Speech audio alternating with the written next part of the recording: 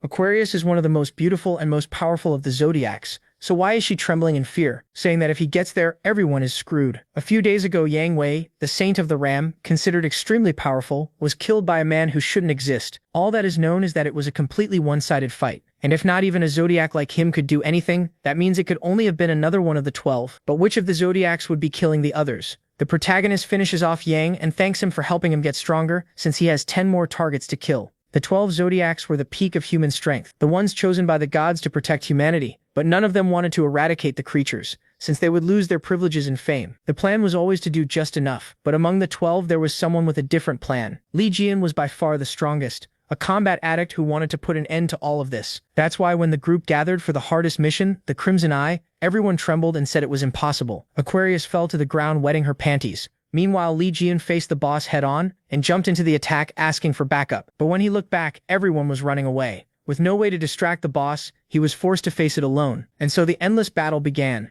Li Jianan didn't know the absurd number of creatures that existed there, and time kept passing more and more. While fighting, he wondered if anyone would really come back, not even to check whether he had died or not. With no options, he pushed forward, until after 2 decades trapped in the hardest dungeon, and even losing an arm, he finally reached the last mob. But after finishing it off, the entire place began to collapse. Being buried alive, he thought this was a bitter end. All those who betrayed him were probably living a perfect life, while he was going to die there, abandoned. With that, Li Jinan's life comes to an end. The city has been ruined by calamities. 2 young men are running for their lives. One yells, "Run! Didn't I tell you not to go that way?" The other snaps back, "How was I supposed to know? Today was supposed to be safe. How could I guess a high-level calamity would show up?" A horned dog-like monster and several others chase after them. One of the boys starts crying, "We're screwed. The fortune teller said I'd meet an unbelievable monster today. I should have listened." Then one of the beasts jumps in and lands right between them, forcing them to scatter. One boy falls to the ground in tears, while the other gets surrounded and says, "Damn it. If Ligam had survived the Devil's Tower, something like this wouldn't be a problem." He looks toward the Devil's Tower, the same tower Ligam entered long ago with the 12 saints. Then its gates begin to open and a huge light appears before them. In an instant, that light covers everything and explodes across the area. The 2 boys shield themselves from the blast. A little later, the damage from the tower's explosion is clear. "Hey, what just happened?" "I don't know, Jimmy. There's a human coming out of the collapsing tower." "A human?" They stare in disbelief. Far off in the wreckage, a lone figure stands in the dust. "How dare those bastards stab me in the back and throw me into a trap? You're all dead. I'm coming for every last one of you." Amid the rubble, the 2 boys lie half buried, wondering what happened and who that person is. Then one of the dog-like monsters gets crushed by our protagonist. He stomps its head in, and the boys can't believe those are orange-class calamities. The kind even high-rank awakened ones struggle to beat. To him, they're nothing. More like ants than monsters. Ligam grabs the rest of them with a grin, standing over the ones he already defeated. Then he glances to the side and vanishes in the same instant. Suddenly, he's right in front of the boys, leaving them frozen in shock. They stumble back screaming, Wait, why are you attacking us? Please let us go." Ligam pauses, "Wait, you're humans? Good. Then the path is clear now, right?" The 2 can only breathe in relief. "Whew, we're saved. Did you see that guy come out of the tower? Isn't that insane?" The other shakes his head. "What are you talking about? Nobody can come out of that tower alive. Maybe some accident happened and he ended up here when the tower collapsed." But while they were saying that, a shadow rose behind them. Both of them froze. Another monster was staring right at them. Our protagonist just turned toward it, completely calm. One of them panicked. "No way, that's the wolf boss. Jung, run!" Meanwhile, he kept looking at the beast like it was nothing. Then the monster started building energy in its mouth. A second later, it fired, a huge blast straight at them. The 2 boys could only brace themselves. The attack tore through everything in its path. After a while, when it finally stopped, they looked around in shock. Did he just protect us? Our protagonist cursed under his breath, then jumped forward and slammed a hand down on the wolf boss. "You're just a filthy mutt." He forced it down and threw a punch, and the impact alone crushed the wolf boss completely. The 2 young men could only stare. Then our protagonist landed with a grin, and the area around them was left in ruins. The boss already beaten. He stood there calmly, looking at the 2 boys while they thanked God for still being alive. Now they really thought it was over. Then he called out, "Hey, you 2. They jumped and answered at once, "Yes, sir. Yes, sir. Go buy me some food. I'm starving." They just stared at him, and he looked a little awkward. "Oh, and clothes too. I need something new to wear." The scene shifts, and now they're inside a small shop, while our protagonist tears through plate after plate of food. The boys are stunned by the bill. He ate the same as spending 10,000 reais, enough food for 120 people. When they say they didn't have much money, he casually says he held back. Looking at the pile of empty dishes, that holding back was insane. One of them blurts out, "What do you mean held back?" He answers, "Weren't you the ones who said you'd pay for whatever I wanted after I saved your lives?" Then he adds, "Bring me another plate of..." They cut him off in panic, saying they don't have money to pay for more. Then one of them asks, Jung, what are you, a disciple? A divine captain? And what were you doing near the tower? He replies, what do you mean? I just came out of the tower, then I ran into you two. They stare at him. You came out of the tower? But he brushes past that. Forget it. There's something I want to ask you. You look normal, so why can I feel magic power coming from you? One of them explains that he's a disciple. Then they ask if our protagonist is one too, someone who awakened through a god's blessing. Hearing that, he scoffs. Those trash gods? Why would I be grateful to those bastards? But then he pauses. He catches his reflection in a spoon and goes still in shock. A mirror. Give me a mirror now. A worker points one out and he rushes over so fast he knocks everything off the table. He starts pulling off his shirt and stares at his own face. Wait, what? My whole body recovered? He keeps staring at his reflection in disbelief. Then he remembers how ruined he was inside the tower, covered in scars, missing flesh, half his head gone. Those wounds should have been almost impossible to heal, not without risking his power. But now he notices something else. His left arm is back. And what's this strange mark? On his hand there's a circular snake symbol. Suddenly, the mark starts glowing stronger and a wave of pain hits him so hard that his veins bulge as he grabs his arm. Then system windows begin appearing. You experienced death. You obtained an impossible achievement. Your previous stats will be transferred to your new body. All tower achievements will be converted into XP. You acquired a divine skill. All unique skills and traits from your past life have been inherited and converted. You can now use the power of Ophiuchus. A snake symbol appears behind our protagonist while the pain keeps tearing through him. Then all of a sudden his consciousness starts drifting away to somewhere else. He sees his spiritual sea floating among countless galaxies, and in front of him is a giant snake watching him. Our protagonist slowly reaches out his hand, and when he touches it, a light begins shining from both of them. Then suddenly, he's back in the diner, asking himself, What just happened? One of the boys rushes over. Ryung, are you okay? Just for context, Ryung seems to be the name they're calling our protagonist, but his real name is Ligung. Still shaken, he asks, What? You didn't see that snake just now? They look confused. What are you talking about? We didn't see any snake. All we saw was you stand up, start taking off your clothes, and stare at yourself in the mirror. Then you grabbed your fist and started screaming like a crazy person. So that means other people can't see it. As he stares at his hand thinking that over, the boys just keep watching him, thinking he gets weirder the longer they look. Then our protagonist feels that energy again and another system window appears. You have become the owner of Ophiuchus. More windows pop up in front of him. Ligang, 13th seat of the gods, owner of the seat of Ophiuchus, awakened name, the man who crushes all creation. More windows explain his abilities, and one of them says he gained F rank super regeneration. Any damage to your body will be restored. Your body has been renewed. A temporary penalty applies. Physical ability reduced by 50%. Time remaining 1032 hours. So his physical change came from that skill. He's never heard of anything like this from the other saints. On top of that, he can't feel any god's presence. No matter what happened, his body is healed now, so that part isn't bad. The real question is what he should do next. Then he remembers the men who pushed him away and left him there to die against the boss. Now he only wants one thing, to get rid of every saint who stabbed him in the back. Just thinking about what he'll do to those bastards makes him excited. The boy watching him gets scared, seeing that look on his face. Then the scene changes to the site of the explosion, where people are taking pictures while medics and onlookers crowd around. Someone asks, is it true the unbreakable devil's tower collapsed? Another answers, yeah, the whole world's gonna lose its mind over this. That tower was a symbol of this place. Then they wonder if this was the work of Ligom's followers, or maybe disciples who hate other disciples. Someone points at the monsters nearby. Even high-ranked saints would struggle against beasts like those, so who could have killed all of them and destroyed the devil's tower? Then someone asks, do you think Ligong survived and came back? The answer is simple, they don't know, but the whole thing feels wrong. After that, the scene shifts to a building where a large group is gathered for a press conference. Cameras flash as reporters shout questions. Yang Wei, please tell us what you think happened. Do you believe there's any chance Ligong survived? The heavyset man from the beginning of the story stays quiet, only watching everyone around him. His name is Yang Wei, the saint of the Aries constellation. All he says is, I have no comment. Then he turns and leaves, looking uneasy, while the crowd keeps shouting for answers. What do you mean you have no comment? The next scene jumps to his car, where he starts smashing things in anger. Damn it, Ligong, Ligong, Ligong, Ligong. Everyone wants to know about that bastard. How many times have I heard his name just today? Then he wonders if Ligong might really be alive. He remembers our protagonist's broken body from the past, and asks himself if he could have survived 20 years inside that tower. No, that should be impossible. There should have been thousands of demonic beasts in there, and every one of them was high rank. It was already a miracle they got out without him, learning they killed the Scarlet Horus. So how could he possibly survive in a place like that? His body had already been badly damaged by the backlash of his own powers,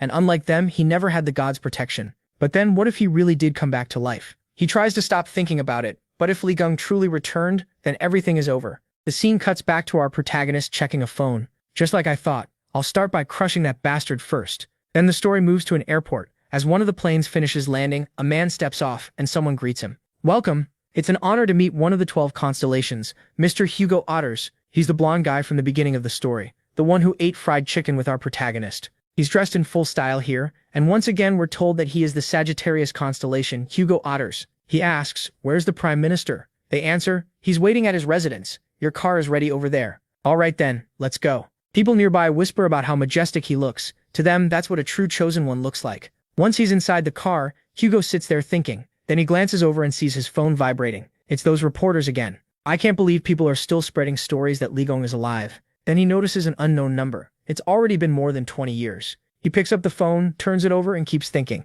He remembers what they told him before, "You're going to die tomorrow." Then he remembers our protagonist smiling with his face all messed up, saying, "Taisuke, why do you have so little faith in me? When we attacked the Devil's Tower, I left the tower and fought the disaster monsters outside at Li Gong's request. I hoped my premonition was wrong and that Jian would come back safely." But then he showed up badly injured, asking what happened to him. The saints who entered the tower with the protagonist abandoned him and came back with only the head of the Scarlet Eyes. Because that feat was accepted, the 12 saints, including me, were praised as heroes and gained power from it. Later in the hospital, he still couldn't accept that Jian was dead, so he kept asking people to search for him. But this greedy bastard cut him off. "Hugo, it's too late. It was Jean-Louis Morang, the saint of cancer." He reminded him how many disasters came out of that tower, and said it was stupid to think Jian could have survived. Then he coldly told Hugo that if he cared so much, he should go look for MC himself. But if he did that, the number of saints would drop to 11. Hugo could only stand there, frustrated and helpless. Back in the present, he was still lost in thought, telling himself that no matter how strong Jian was, surviving would have been impossible, and after all this time, it was too late now for him. Then someone called out, "Sir Hugo, it's a call from the Prime Minister." The call flashed on the screen. Hugo answered, and the Prime Minister quickly asked if he could hear him. He asked if Hugo had seen the news that the Devil Tower had collapsed. Hugo brushed it off as the same old story. He apologized but said that if this was another request to search for Jian, he would refuse. To him, the protagonist died in the Devil Tower that day. Whatever was happening there now was probably the work of MC's followers, and if this was just being used to win votes, the Prime Minister cut him off. "No, that's not it." He said South Korea had just received urgent news. A little while ago that line got a call. Hugo paused. "What line?" "The private hotline made only for Jian." The moment Hugo heard that, he froze. He shouted, asking if it was true, then started hitting the poor driver in panic. "Stop the car! Stop the car!" The driver hurried to obey. He slammed on the brakes at once. Then Hugo realized something. Maybe the call he got earlier was connected. His phone showed 30 missed calls and a message. Seeing that, he went pale. He quickly called the number back. As soon as it connected, a voice said, "Hey Tyson, I'm going to find you and I'm going to kill you."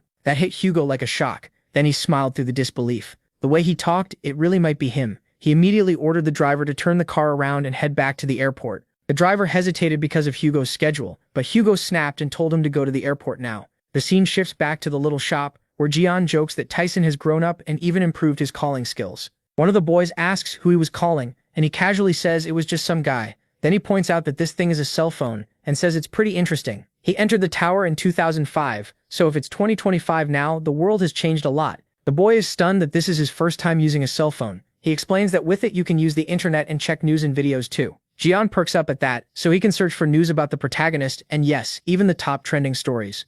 A bunch of articles pop up on the screen. MC quietly looks through them while the boy watches in amazement. Then Jian notices the comments. Some people say it's impossible he's back, while others insist that if he were here, he'd be strong enough to take over the whole world. Another commenter calls him trash, if he's anything like the 12 Saints, and the replies turn into a full-on insult war. The comment section turns into total chaos. The protagonist gets so mad he nearly crushes the phone, and the poor kid begs him not to break it. He's furious that those bastards are the ones being credited for killing Scarlet Eyes. They were scared out of their minds back then, and now they're trying to pin everything on him. He tries to brush it off, saying it changes nothing for him, but then he remembers something. That thought stops him cold. He searches more and finds a special report about what happened after Jian's death. Back then, MC had decided that if he died, all his property would be donated to orphanages and school foundations. Now he wonders if that really happened, so he keeps searching. Instead, the news says the 12 Saints mourned his death and praised his sacrifice. It also claims he left all his belongings, including his relics, to the 12 Saints, so his wish to save the world could live on through them. All 12 Saints accepted it, except Hugo, the Saint of Sagittarius. So basically, those bastards stole everything. The protagonist snaps, crushes the boy's phone, and swears he'll destroy all of them, including those worthless gods. The poor kid drops to the floor crying over his broken phone, while MC thanks it for its service and is at least glad the call history was erased. The kid is completely heartbroken. Meanwhile, Jian thinks about what to do next if he wants people to know he's back. His current face looks nothing like it did 20 years ago. Even if he went around claiming he was him, people would just think he was crazy. So until he can torture every last saint, it's better to stay quiet. The boy is still crying over the phone when a system window suddenly appears. It warns him, "Be careful, someone is watching you." A red mist starts forming around him, and Jian immediately recognizes the energy. As he gets up, the boy asks where he's going. The protagonist just says he's going out for some air. Once outside, strange burning goat-like creatures and flying monsters appear. He recognizes them right away. Avatars, they were the lackeys of the Ares sanctuary, and the system confirms it. The Avatars are setting up a barrier in Ares' name, weakening the influence of the other constellations. They want him to offer tribute. Jian clicks his tongue. Those bastards serve the gods, yet humans are the ones who have to pay. He cracks his fingers and gets ready to fight, but then someone nearby starts complaining in the background. Ligum, seriously? The guy says he's heard so many stories about Jian that he's sick of hearing that name. They were talking trash about MC right in front of him. The woman with him joins in, saying the news won't stop talking about it, and she's already tired of it too. He just watches them. He wonders why the media is giving so much attention to someone who's supposed to be a ghost from the past. Then he notices something else. There's a badge on the man's shirt. The two boys recognize it right away. They're people from the Gemini sanctuary. One of the boys quickly tells Jian to come back, warning him not to start trouble with them. But the protagonist keeps staring and the guy notices, "What are you looking at?" Then he tells him to get lost. The boys panic, thinking they're in trouble now. The man takes a drag, then blows smoke right into Jian's face. He mocks him and says if MC has a problem, he should do something about it. Before it goes further, the woman tries to pull him away, saying they should leave before he wets himself. Even then, the guy pats his head like he's nothing. He keeps throwing out insults, and the woman laughs along. Then he sneers, asking why people like such a weak saint so much. He even questions whether the protagonist was ever really a saint at all. That finally pushes the protagonist over the edge. One of the boys nervously reminds him these people are disciples from Gemini, above A rank. MC ignores that and calls them cowards. The guy turns and asks if that was aimed at him. Jian fires back with a harsher insult, making it very clear it was. So the man walks straight up to him and demands he repeat himself, shocked that a normal person with no mana would dare talk like that. He doesn't bother answering. He just flicks the guy on the forehead. That one flick sends him flying back unconscious.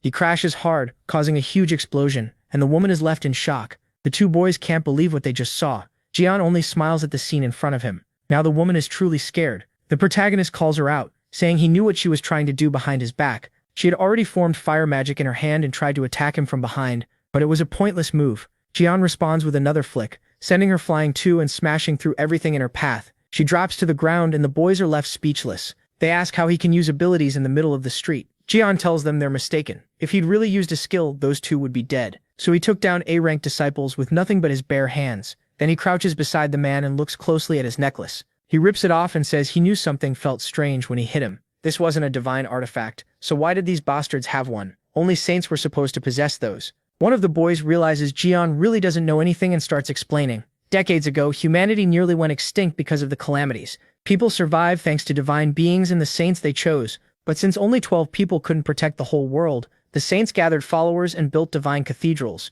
Those who received power through the saints and awakened became known as disciples. As he explains, an example of someone showing off that kind of power appears on screen. Their ranks match their power. At the top are the saints SS rank, the ones chosen by the divine beings. Right under them are the SS rank 10 stars, seen as future saints. Then the S rank divine captains, the strongest disciples who lead the others. After that come A rank disciples, then B rank, and so on. The divine beings get stronger through the faith of their disciples. That's why the cathedrals hold all kinds of events and contests to pull more people to their side. The disciples they choose even get gifts from the divine beings.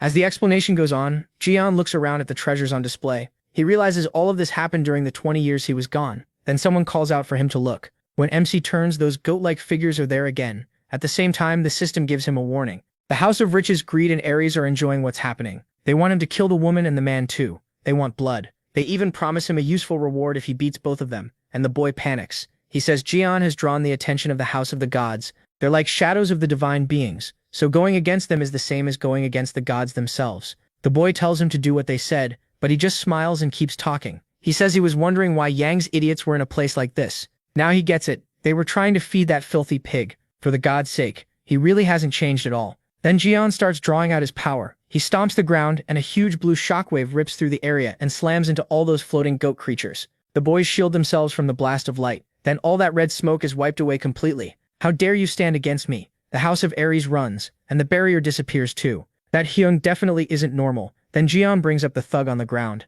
He asks if that guy was really a disciple of Gemini. The answer is yes. They belong to the most powerful divine cathedral in the country. It's an elite group packed with influential people. Jian immediately cuts to what matters. They must be loaded, right? The boy just stares, confused. After all, everything the guy had on was expensive. So the protagonist goes right in, saying it's looting time. And to him, looting is the best part. Later that night, they finally arrive and MC groans that the day took forever. The boys start explaining where they live. One points out his apartment on the second floor, while the other says he lives down the next block. They thank Jian for saving them and getting them home safely. Then they just stand there, waiting. Jian yawns and asks if they're not going inside. He's tired and clearly not joking around. Next thing, they're inside. Jian takes off his shirt and starts cutting his hair. Once he's done, he says it finally looks right. Now he's got style again. Jian gives him a thumbs up, impressed, and asks if he really cut it himself. The protagonist gets a little embarrassed. He explains that in the past, the side effects of his powers made every strand of hair precious. He could practically go bald from a strong breeze.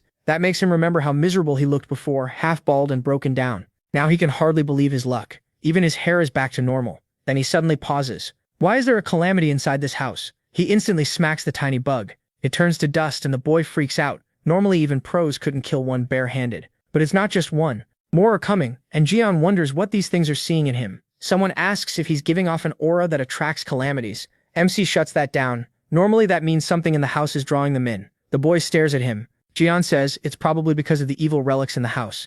The boy argues that they were gifts from a saint. Even if they aren't his, he says they were still blessed items. He answers by smashing one on the spot. The boy drops to the floor in despair, while the protagonist calls it disgusting. Then he points things out one by one. That mask is a divine relic used to monitor its owner. The music box steals personal information, and the clock attracts calamities. The poor kid looks crushed. Jian gets furious. Those rotten saints didn't just steal his money. They're selling cursed relics to people and taking their information too. Just thinking about it makes him mad. The boy, stunned by MC's anger, is told to throw all of it away. But outside, someone has just arrived and hears all the yelling. Inside, Jian is standing there while the boy cries and clings to him. The newcomer walks in and looks around, completely confused. He asks who he is, and the nervous boy blurts out, "Sung Jiao." That instantly sets him off. He snaps that he's the owner of the house, idiot, and starts releasing his power. The story then shifts to Ares' sanctuary, at Yang's residence. He's shocked to hear that the Korean avatars have disappeared. The report says the whole Korean branch is in chaos. Yang can't believe it. An avatar is a direct servant of the gods. Only an extremely powerful awakened could drive them back. So he orders his men to contact the other saints and ask if they had anything to do with it. They obey, but add that they still haven't been able to reach Hugo's sanctuary. Yang brushes it off, saying Hugo probably went to the UK to play mercenary again. But then he hears that as soon as Hugo arrived in the UK, he changed course. That makes Yang ask where he went. The answer, Korea. Hearing that, Yang starts getting nervous. Hugo used to be close friends with Jian. So Yang wonders if this is tied to the rumors that the protagonist survived, which would mean he remembers MC from the past, horribly disfigured. Did he really come back? Damn it. He refuses to believe it and hurls a chandelier at a servant who did nothing wrong. Then he demands every detail they have. They report that near the place where one avatar vanished, a disciple of Gemini was found unconscious in the street. According to witnesses, he had picked a fight with a very handsome man. A handsome man? Then Yang decides it can't be Jian. That he knew had a ruined face, but either way, things have been going badly lately. It's still possible the protagonist is alive and has returned.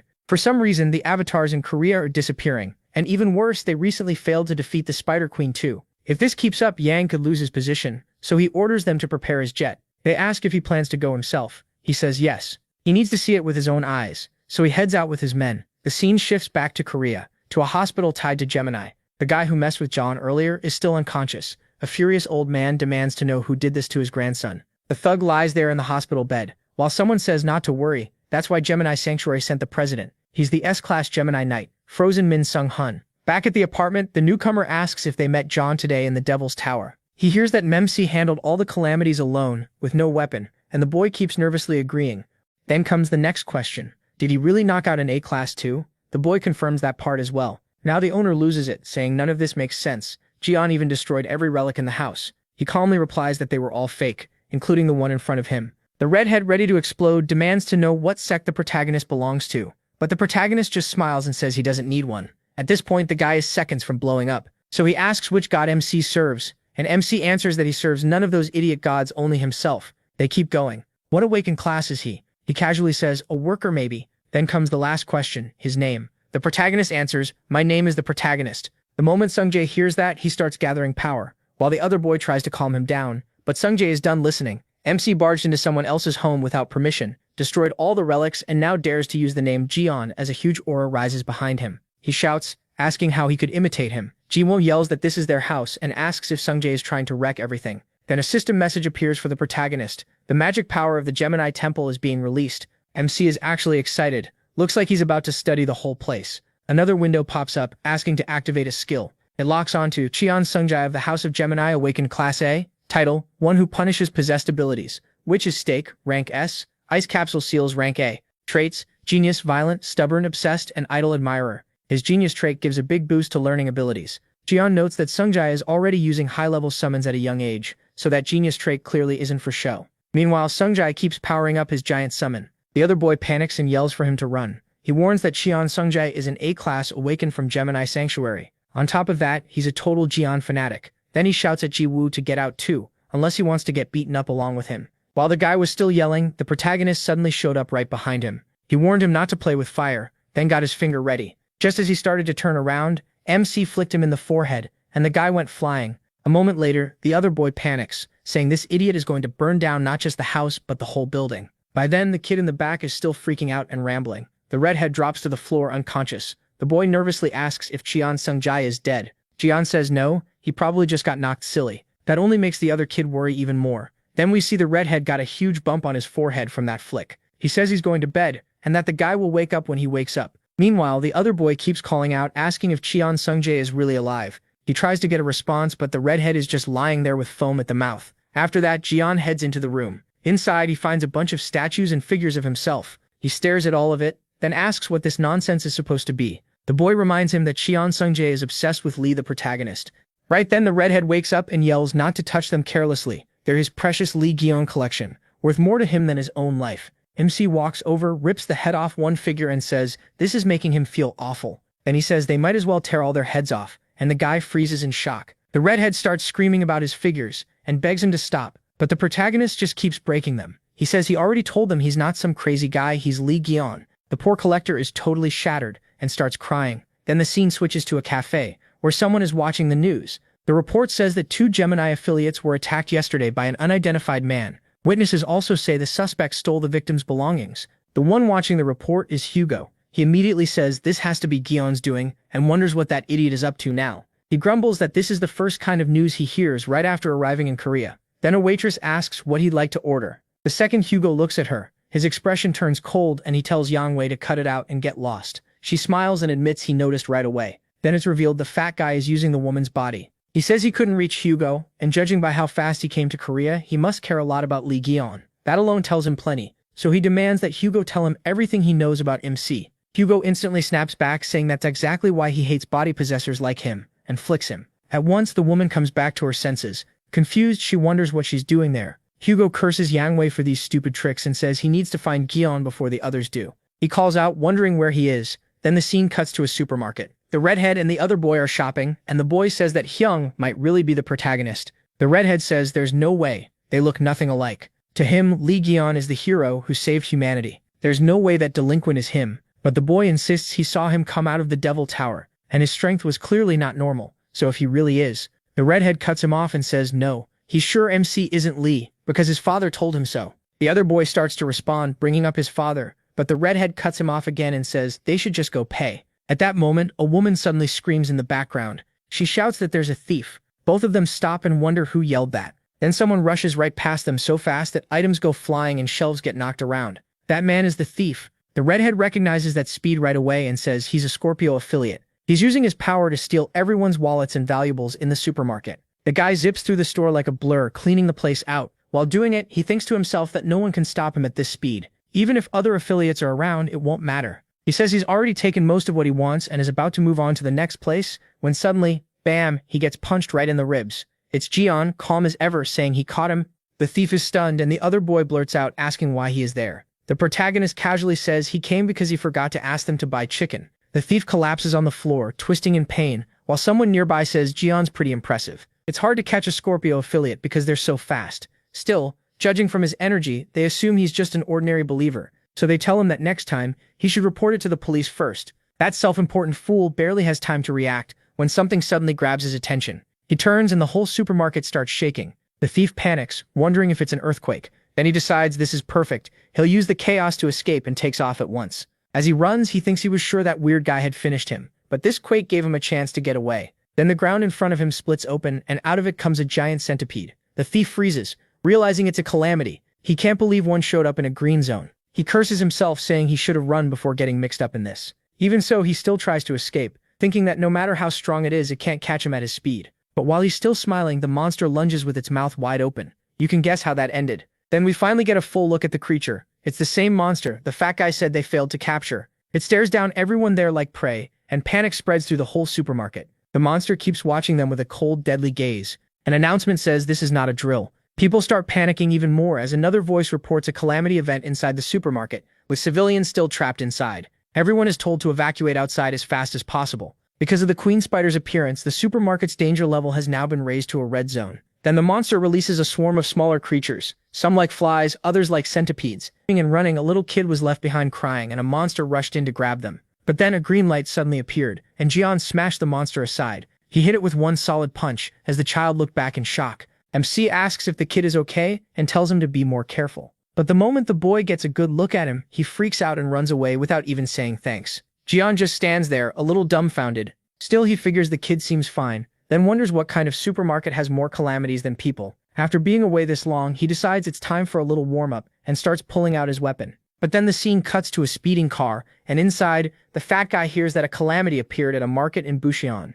At first he says he doesn't care, then asks what kind it is. When he's told it's the queen spider, he's completely shocked. He curses, saying they failed the last raid and barely managed to seal it. Now he wonders if it escaped, and admits he can't handle a red-class calamity alone. Then we get an explanation that after calamities appeared, humanity sorted them into 6 danger levels. Blue is low danger, green means safe, yellow is alert, orange means evacuate, and danger is rising. Red means the area is controlled by calamities. Black means human survival is impossible. So if the queen spider appeared, that market must have turned into a red zone. Then the driver asks Yang Wei what they should do about the market. He thinks for a moment and says to bury everything. The driver is shocked and asks him to repeat that. Yang Wei says no one can find out the truth. If people learn, even more damage happened because they hid the failed raid, it'll become a huge mess. So he orders them to say everyone inside is dead and send affiliates to bury the whole building. Then we return to the supermarket, where monsters are tearing through the place. A bald man curses the bugs and uses an ice prison, freezing the insects and monsters around him. As he attacks, he declares that they shouldn't look down on an S rank. It really looks like this bald guy might be the one the old man sent after Jian. But even though the monsters are frozen, they shatter the ice and charge again. The bald man is shocked that they broke his ice magic so easily. Then Jian steps in front of him, holding a bunch of cans like it's nothing, and tells him to move aside. The bald guy can't even tell when he got there. The protagonist looks at the monsters and says they must be starving if they've decided to eat humans. Then he tosses one of the cans he's holding up into the air. He snatches it at high speed and grins. Eat this. Then he starts hurling cans at the monsters, and every throw lands hard. The creatures shriek all at once. One of them gets split clean in half, and Jian tears through the rest like it's nothing. You really think you can bare your teeth at me, you trash? Still smiling like a maniac, he clears out the market aisle by aisle. You weak losers should know your place. The Gemini affiliates can only stare, shocked by how fast Jian is wiping them out. Then the system pops up beside him. You have defeated calamities. Your zodiac experience has increased. You obtain new materials for production. Materials? What is this system even talking about? A small crystal appears in MC's hand as the system explains. With the materials you collected, you can create skills and relics. Production skill has also changed. Jian decides he'll test that later. For now, moving like this doesn't feel bad at all, even with his physical ability cut to 50% because of the recovery penalty. Maybe now he can draw out even more power than before. Meanwhile, the bald guy stares at Jian in total disbelief. He can't believe he erased those S-rank calamities so easily when he couldn't stop them at all. Then the protagonist talks to Sungjae. Huh? When did you get that? The protagonist shows him the dagger he took from their place, and the kid freezes. Where did this guy even come from? MC stays completely calm, but the bald man suddenly speaks up. Hey, I knew something was off. So you're the one who attacked our affiliates. That catches Jian off guard for a second. The guy remembers the 2 idiots he smashed earlier. Still, the protagonist just tells him to shut up and slaps his cheek. The bald man drops to the floor, stunned. Damn it, how did he figure it out? You know too much. How could I not know, you idiot? Those clothes and that badge came from our affiliates. He realized it after Jian beat them up. Turns out MC was wearing Yang's outfit the whole time. And that badge is an S-rank relic only Gemini affiliates have. Sungjae looks at the badge while the bald guy keeps yelling. I bet that relic is why you're ridiculously strong. Am I right or not? Jian looks down at it. Huh? Why is this crap on me? Gross. Then he grabs it with his hand. The bald guy goes pale. You crazy bastard. That thing's worthless. At best, it's just decoration. You were all fooled by the witch. The man can only gasp, calling it blasphemy. He shakes his head. He can't believe this guy and the one from the bar are still acting like punks after 20 years. While Jian is talking to the bald man, a monster suddenly charges in. The protagonist's expression turns serious. Sung Jae and the red-haired guy point at it in shock. It's the queen spider, and now she's tearing through everything. People scream in panic as the destruction spreads, and the bald man blurts out, "Queen spider!" Jian immediately draws out his aura too. Then he launches himself at the monster. "Hey queen, I've got a gift for you." He lands a brutal hit on her, sending the giant spider flying. Everyone stares in disbelief at what they just saw. What the hell was that? He rushed the queen spider without even using a relic. Then a voice echoes out, "All Gemini affiliates inside the supermarket. Listen." The bald man recognizes it at once. "Wait, that voice? Bishop Choi?" Telepathy. He answers right away, "Yes, Bishop, this is Sung Ho. Sung Jae and Sung Ho. Is that you? Leave the building immediately." The speaker is Gemini Bishop Choi. "Sung Ho, Aries people are about to destroy the entire building." Outside, they're already preparing to bring it down. Choi keeps going. "Yang Wei is coming in person. We can't stop him. And the queen spider in that supermarket is a monster. Even Yang Wei couldn't kill. That's why they're desperate to bury this whole place. It would be bad if their failure came to light. Sung Ho, you borrowed a teleport skill, right? Take Sung Jots and get out now." "What? Just the two of us?" Something makes Sung Ho hesitate. He looks around and sees the wounded people all over the place. The destruction inside the market is impossible to ignore. At the same time, Jian is still fighting head-on. Sung Ho falls silent, thinking, and Choi presses him. "Why are you taking so long? Is there a problem?" "No sir, no problem." Meanwhile, the red-haired boy shouts back, "Begging for help wouldn't matter anyway. So what are you saying? Can't you see the mess here? You're telling everyone to get buried alive." Sung Ho hesitates again, then says he knows, but if word gets out that the queen spider appeared in the middle of a city, what will people think of them? He keeps going before anyone can answer. The citizens will blame the divine sanctuary. Their faith will weaken, and so will the power of the gods.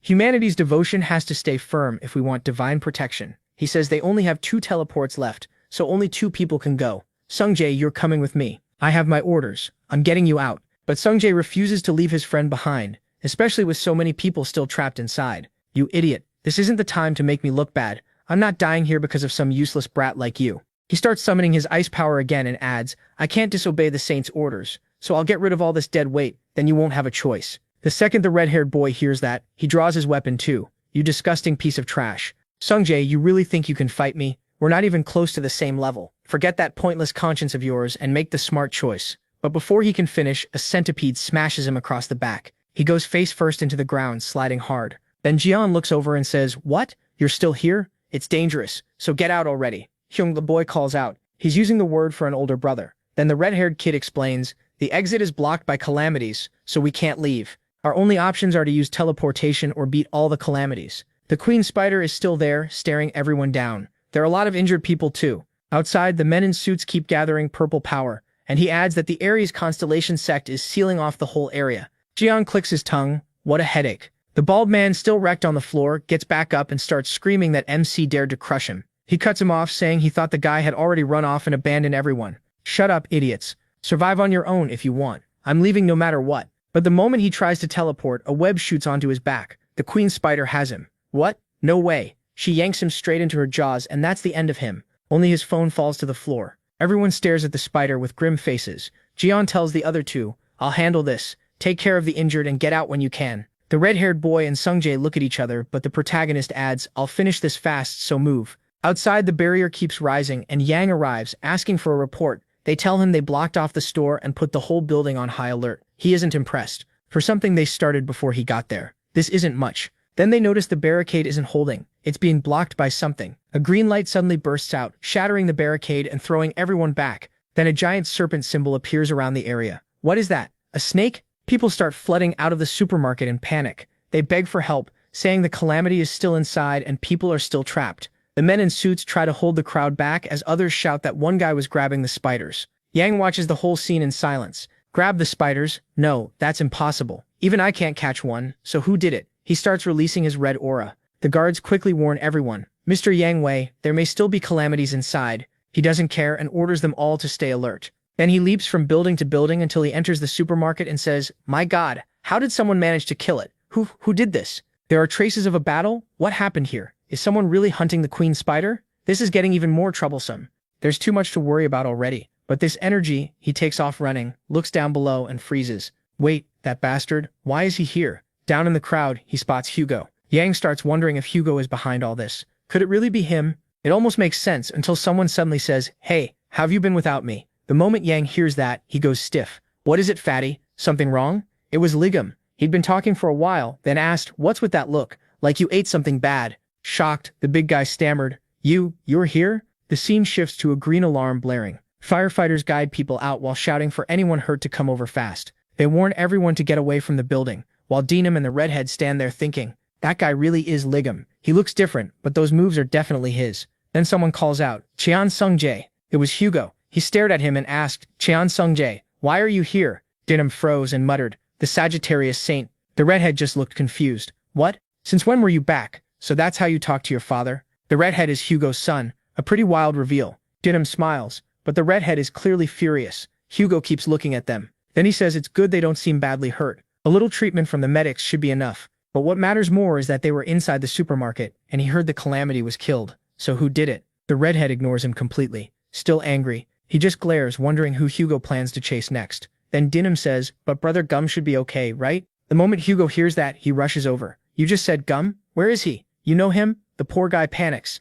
Sorry. Are you talking about the Saint?" "Yeah. He's inside the supermarket right now. He's also the one who beat the Queen Spider. He said his name is Gum. Tell me exactly what happened in there." Right then, a huge explosion erupts inside the supermarket. Hugo turns and sees the blast behind him. Then the scene changes again. Now the big guy is there, beaten up and stunned, saying, "You bastard." But the protagonist just smiles. "You're so dramatic. We've known each other for 20 years, and you attack me the second you see me? Who the hell are you?" The big guy snaps, "You look a little like Ligum." But his face wasn't covered in scars, and his voice sounds different too. There's no way he could still look this young. "You bastard. How dare you pretend to be Ligum? You almost fooled me for a second." "Pretend." The big guy keeps yelling. "How dare you challenge me? You ready for what happens next?" The protagonist just stares at him. "What the hell are you even talking about, idiot?" Then he steps in and drives a hit straight into the big guy's chest, sending him flying. "Did you think I was joking?" He doesn't stop there. He slams the guy around like a ping pong ball until he crashes to the floor. With one hand in his pocket, the protagonist walks up calmly. "Do you people really need a beating before you listen?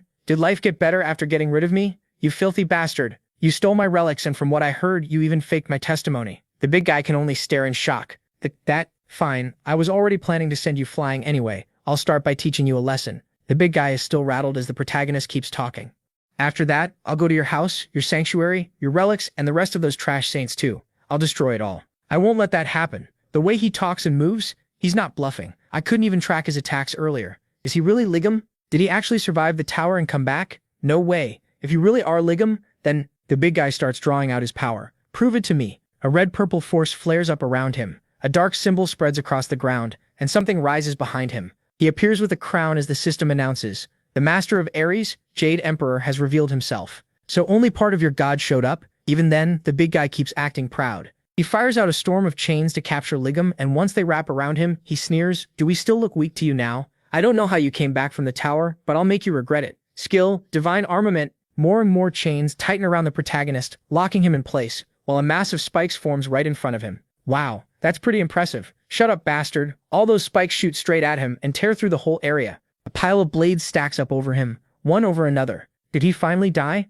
I was surprised he even made it back from the Devil's Tower. Still, he's as stupid as ever. To fight me head-on like this. Did he think a few level-ups and some experience points were enough? What an idiot. Did he really think I spent the last 20 years doing nothing? Then a green light starts shining from inside the spikes. The big guy immediately tenses up. An explosion bursts out, throwing the blades back as the protagonist charges through and smashes a hard hit into the big guy's face, sending him flying backward. "How did he survive that? Are you really Ligum?" The protagonist laughs. "So you finally figured it out, you fat bastard." He plants a foot on the big guy's stomach and keeps talking. "Yeah, that's right, I really did come back. How did he get out alive? And what happened to you? Even your weapons smell like trash now. That kind of recovery should be impossible, even for Aquarius healers." System messages appear. "You experienced near death. Conditions met. Skill unlocked. 13th sense. Thanks, you made me stronger. Now, how about I try something new?" Hey, wait, please." The system keeps going. The god Ares is shocked by Ligum. He tearfully asks why Ligum is still alive. The god Ares trembles, saying this is impossible. The god Ares vanished in a flood of curses. The big guy is left panicking. What? What is this? Why is a god disappearing?" The protagonist answers, "Maybe because he knows fighting me is pointless. I'm feeling merciful, so I'll only make you suffer as much as I did." He says it with a smile full of pity. Then he starts beating the big guy down, and after some time, Hugo arrives with the man's subordinates asking, "What the hell happened here? The place is completely wrecked, and Hugo takes it all in. That energy, Yang Wei. This was definitely Ligam's doing. Only he could leave behind a mess like this. One of the men adds, something's wrong. I can still feel Yang Wei's energy from here, but it's way too weak for someone who's alive. What happened? Hugo says nothing at first, then he releases his aura and tells them, step back for a second. The next moment, he vanishes and heads straight to where the big guy was. After looking around, he curses. Ligam, that bastard. He even left a message there. Pathetic bastard. What kind of mess are you making next? The scene shifts to Iris's house. The protagonist arrives calmly and says, so the divine artifact Yang Wei stole from me is here, huh? He steps inside and soon finds a statue of the big guy, with people moving around the place. The protagonist looks around and says, that bastard is so obsessed with looking rich. He's showing off all this wealth, but I can already sense my divine artifact. And what's with these fake relics? Looks like he even took clothes from my house. But these weapons are all fake. Then he spots something labeled toothpick used by Ligam. There you are, my precious. Then the scene cuts to people in shock as a red alarm starts blaring. It's the thief. Hurry. All guards to Area B. When they arrive, the protagonist is standing there, holding the toothpick. In no time, a whole force surrounds him. Hands up, drop the item, and surrender peacefully. He just looks at them. Yeah, I don't feel like it. He flicks the little toothpick, and it starts smashing through everything, sending people flying. They get thrown all over the place, while he calmly says, you really should use what you're best with, don't you think? Then it changes form. It was a toothpick, and now it's a slime. Good to see you again, Lime. The system announces, you unlocked a divine artifact. The slime that creates all. Divine Artifact of Creation Guidance. Rank S. Trait Shape Change. Rank S. Another message follows. Conditions met to unlock the skill Creation Workshop. A 1.5-meter workshop has been created. Default workshop range unlocked. Production, repair, reinforcement, and dismantling. With the creation skill engraved, the traits of the slime that creates all can be granted. Alright, should we get out of here now? Then one more system window appears. The energy of Ares' divine artifact is being strongly detected. Huh. It'd be a little disappointing to leave empty-handed. The little slime stares at him as he walks forward. He opens the door and says, time to farm. Then the scene cuts to Hugo saying he came too late. The big guy's mansion is already wrecked and people are running everywhere in panic. Gum, please stop this. People keep fleeing in the background as the scene changes again. Now the protagonist says, I'm starting to get hungry. Hugo shouts, Gum, huh? Tyson comes running over, crying like crazy. But he rushes right past Jian without even noticing him. Instead, he grabs some poor guy and yells that if Ligam was alive, he should have gone to him right away. Then he demands to know what he did after coming back. MC just stares at him, confused, while Tyson keeps rambling, saying his leg looks fine but the rest of his body doesn't, and asking where he's rushing off to in that condition. That makes Ligam snap. He kicks Hugo in the face and snaps, you can't even recognize your own friend, idiot. Hugo spits blood, still stunned, while the poor extra nearby clearly wants to get out before things get worse. Hugo freezes. Then he notices the divine artifact, the slime, and stares. Wait, are you really? Ligam cuts him off, ready to hit him again if that's what it takes to fix his head. Tyson. The poor guy can barely speak. Then Tyson finally blurts out, Goo Goo, and throws himself at Jian, totally emotional. Even Lime looks happy. Tyson can hardly believe it. He is really alive. But Goo Goo drops hard into his stomach and Tyson reels back in shock. The protagonist curses at him for hugging him out of nowhere, and that only convinces Tyson even more. Yeah, that's definitely Goo Goo. Just then the system warns them. Apollo has appeared. Everyone pauses. A golden aura rises behind them as Apollo shows up. Tyson stares, clearly shaken, while Apollo opens his eyes and fixes Jian with a strange look. Tyson looks even more nervous, but Ligam stays calm. Then Apollo appears right in front of them, and Hugo can't understand why he's here. Apollo only keeps staring at Jian in silence. MC frowns and asks what this is supposed to be. The system says Apollo doubts Ligam really survived, and suggests checking if this is truly him. Hugo is lost. How is he supposed to do that? Apollo raises his bow at Ligam and figures a fire arrow should reveal the truth. Hugo quickly hugs him and begs Apollo not to do it. He meanwhile thinks maybe he should just get rid of this messed up god too. After all, the guy is aiming arrows at someone he just met. Hugo keeps trying to calm things down, saying it's fine and Jian doesn't look hurt. The protagonist says he'd rather settle a few things first. Hugo flinches. What? Then he remembers MC's voice message and goes pale while Jian keeps talking. He says he just got out of the tower and found out his house was sold, his name was ruined, and all his relics were gone. Hugo tries to stop him but says for now he'll just give him one punch, and he actually does it. He takes the hit and says that punch proves it. Hugo really is Ligam's guy after all. Right then, Yang Wei's guards show up shouting that they found him. They tell everyone to grab the man who stole the relics. Jian blinks, then remembers he was being chased. Hugo turns to Ligam and asks what exactly he stole. The protagonist casually says it wasn't much, then shows a bag stuffed with items. Hugo realizes he robbed Yang Wei's relic storage. That makes Ligam tear up and yell, asking what kind of mess Jian just caused. The guards want to arrest him right away, but their leader stops them, saying MC isn't someone they can handle. He knows calling more people like them still won't change anything. Before anyone can react, a huge gust tears through the area, and Ligum wonders what that was. Then something leaps in. One of them realizes who's arrived. A massive sword crashes down, and they understand it. This is Ares' avatar, the Beast of Riches. The creature roars right in front of Hugo and Ligum. They look up, and Hugo immediately panics. It's Ares' avatar. He urges Jian to drop what he took from Yang Wei and run, but he tells Iaso to relax. He says he has a plan, then calls for Lime to do it. Lime's eyes start glowing, and light pours out of him. A moment later, he spits out what looks like Jian's weapon. The protagonist knows it'll be hard to fight an avatar with it in this condition, so he calls for its true form,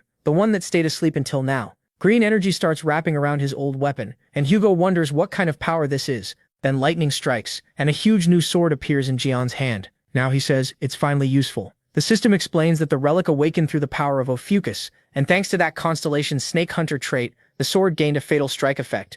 Its blade became sharper and its power increased. Another skill unlocks, 13th sense. Now Jian can see the enemy's vital spots and the path of destruction. MC grins. So this is his new ability. He tests it at once and spots the monster's weak points. With that, he's ready to move. He charges straight at the beast while Hugo watches from behind. He remembers this is exactly how Jian always fought, taking the lead and rushing the enemy, no matter how dangerous it was. He tells him to finish it fast, but then the monster slams its paw down just as he closes in. Hugo shouts in shock, but something happens to the beast's paw. Jian complains that Hugo is yelling too loud, jokes that the smell of that beast's feet nearly killed him, and says now it's his turn. The monster is stunned when its paw goes flying. Jian sliced it clean off. The beast roars in pain and the system warns them to be careful. The Beast of Riches, Pichu, has used its skill. It keeps roaring, but the protagonist stands there calmly and says it would have avoided punishment if it had stayed quiet. Now he's going to start slowly. He gets ready to attack again, and the system announces that Ophiuchus' trait is activating, Snake Hunter. Jian swings, sending a slash racing across the ground toward the monster. The force tears through everything in its path, reaching far into the area. Everyone can only stare in shock. Jian stands firm, and the trail of destruction shows just how powerful that blow was. Hugo realizes this power matches the MC from his prime. The monster is completely beaten, and the system announces he defeated an avatar, and his divinity points increased. Then it asks if he wants to take the Beast of Riches, Pichu, as his own avatar. Jian is surprised. Only the 12 gods are supposed to control avatars, so this is possible too? He walks up to the beast and pets it. His aura starts wrapping around it, and the creature even grows wings. The system confirms that the Beast of Riches, Pichu, has become Ophiuchus' avatar. Current number of avatars, 1. Now it looks oddly cute. Pichu shrinks down just to hug its new owner, and Jian picks it up. He says a Beast of Riches like this will make a great treasure chest. In the back, Hugo is speechless. He just turned another sanctuary's avatar into his own, and Hugo can't imagine what kind of condition allowed that to happen. Jian cuddles the little beast for a second, when the system appears again. It says he can give Pichu a name. The protagonist thinks for a moment, then names it Piggy. After that, the scene shifts to Hugo's house. MC calls him a traitor, and Hugo fires back, asking if Jian has any idea how worried he was. He calmly says that, unless he's wrong, Hugo got married, started a family, and enjoyed life while his friend was trapped inside that awful tower. Jian keeps pressing him, then jokes that maybe he won't be able to rob him in his own house. He repeats that point more bluntly, but Hugo says not to worry. The protagonist can stay as long as he wants, since he lives there alone. That awkwardly slips out, and Hugo tries to cheer things up. Then he panics and explains he's not divorced, it's just that his wife, never mind. He tells MC to forget it. Instead, he asks what the hell happened inside the tower. Privately, Hugo decides not to tell Sungjae or Yue about Jian yet, since they were crazy about him. Back then, Hugo had been fighting the calamities outside the tower, so he never learned what happened inside or why the other saints came out carrying the head of the Scarlet Eyes instead of him. Jian says the truth is simple and ugly. He was stabbed in the back and thrown into a trap. That place was packed with calamities. More and more kept showing up, and even Scarlet Eyes came back to life. Hearing that, Hugo is shocked. Scarlet Eyes revived? The protagonist confirms it. He explains the monster was deeper inside the tower, and its real form was a giant fire dragon. Jian says he still managed to kill that bastard, but the real problem wasn't Scarlet Eyes, it was the tower's true administrator. That guy could revive dead calamities. No matter how many times MC killed them, they kept coming back. Somehow he still managed to get out. But honestly, he thought he would never escape. That sick freak tortured him badly for a long time. In the end, I used everything I had and beat the tower's administrator. If I remember right, I got buried after that. When I woke up, the monsters were gone from the cave, and somehow I had these new powers. One thing's for sure, the bastard who stabbed me knew the tower inside and out. That's how he trapped me in that cave, packed with calamities. He had to know exactly where it was. I'm definitely going to make those guys pay, the ones who stole what was mine and talked trash about me. But the one who betrayed me, I've got something special planned for him. First, I need to get ready. Hugo is left stunned after hearing all that and asks what he should do. Jian says he needs to make the gear he'll use against them. Then he uses his power on the little wooden horse he set down and his skill appears. Creation Workshop. Level 1. It can summon a workshop that makes anything. The system starts searching for usable crafting materials and asks if he wants to use divine relic materials. A list of available materials pops up. Corrupted essence of the queen spider stored magic power can be absorbed. Calamity Fragment raises the success rate and power of a divine relic. On top of that, several divine relics from Ares are detected. They're the relics he took from Ares' house. Jian decides to just throw everything in and try it. The creation of the relic begins. The whole house is covered in green light as more system messages appear. Creation complete. A divine relic has been made, and it produced an ego. Imitation, horse rank D. If you write someone's name on the relic, that person can absorb the magic power of whoever they touch. It lets them take 10% of another person's magic power for 1 hour, and it's strongly loyal to its owner. Jian is pleased. A divine relic with an ego can grow on its own. Hugo just claps in amazement. Still, he says a high-level item with an ego doesn't look all that impressive, and the horse instantly gets mad at him. He fires back. Does he have any idea how many materials that took? The relic asks if he wants to use the remaining materials to make something better, but the protagonist lets it go for now. Then Hugo changes his tune, praising the design and calling MC a genius for making a divine relic. MC points out that a second ago he was insulting it and saying he should show it some respect. Then Hugo asks if he studied design in the Devil's Tower. He thinks for a moment and says that depends on how useful Hugo is from here on out. They need to start dealing with those fake saints. Poor Hugo even gets smacked on the head. He asks how the protagonist plans to do that. It won't be easy to lure the other saints out of their territories. Jian asks if this should be enough to draw them in. It's the true divine relic from the House of Ares, the Golden Fleece Chest. The system explains, Golden Fleece Chest, rank SS. It can store anything and even multiply the items inside if you pay the price. It's one of the best true divine relics. Hugo asks why he brought it if he can't even use it. Jian says he heard Iso is a saint with no money, so he brought it to help fund their side. Iso gets annoyed and snaps that he isn't poor, then asks the higher the relic's rank, the more materials it costs, right? MC says they'll use it to multiply their materials and make divine relics strong enough to crush the others. Hugo asks how they're supposed to do that when nobody there can activate it. Jian stares at him and asks if he really can't use it. Hugo reminds him he isn't Ares' saint. He's the Sagittarius saint. Didn't he notice? The protagonist didn't. The two of them just sit there in silence. Then Hugo says maybe MC can use it instead. Jian shuts that down too and says they need another way. But then he keeps talking and casually mentions he already sent a declaration of war to a broadcasting station. He is stunned. He blurts out, "What did you send and where?" Hugo says there's no point now. They just have to figure something else out. The protagonist repeats the question, furious, and calls him insane. The scene shifts to the Blue House in Korea, where a meeting is going on. One man angrily tears into the others, saying they couldn't even beat a single spider and only ended up humiliating themselves. He says they should have stuck to selling charms instead of joining a fight against a calamity. He's the Divine Captain, Divine Lion Oliver, but someone cuts him off. They warn Divine Lion to watch his words. Oliver says he heard some random guy beat the Queen Spider. Then he wonders if the dead Jian somehow came back to life. Another person tells him not to go too far. It's obvious he's way too obsessed with MC's old hero stories. That man is the Gemini Divine Captain, Choi Sung-hyuk. He's the one who told the bald guy and the dagger user to run from the supermarket. Choi asks what the problem is. If it really were Jian, then of course he could have taken down that spider easily. Didn't they see that famous Russian subjugation video? But another man argues he only did that because he got buffs from the other saints, and his weapons were given to him too. With that kind of support, they would have done even better. Choi dryly answers that maybe he just didn't get enough support to beat the Queen Spider then. That's why he failed, right? The man immediately gets angry.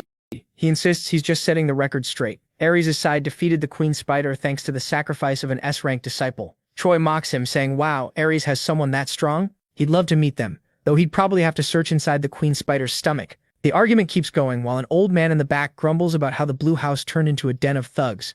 Then someone bursts through the door shouting for the president to turn on the news right away, because something huge happened. On the broadcast, the reporter says their station just received a mysterious package containing photos from someone claiming to be Yang Wei, along with a short message. The photos show Yang Wei wrecked, and the note says, "I'm back." A handwriting analysis confirms a 99% match. The writing belongs to the supposedly dead Li Jian. Then the scene cuts back to Hugo yelling. He asks the protagonist what he was thinking when he sent that. MC says it was a declaration of war. He's telling them to get ready because he's going to rip off every one of their heads. Hugo keeps shouting, telling this maniac to focus. Beating Yang Wei was already a huge problem, so why did he have to announce himself too? Jian corrects him. Yang Wei isn't dead. Hugo freezes. What? He says technically he's alive, but not really living. Hugo is completely stunned as the protagonist presents the answer. Ta-da, this is Yang Wei. He holds up a teddy bear, and the bear is sweating. From inside it, Yang Wei curses Jian. Hugo can't believe it and asks if that really is Yang Wei. From inside the bear, Yang Wei screams for MC to let him out.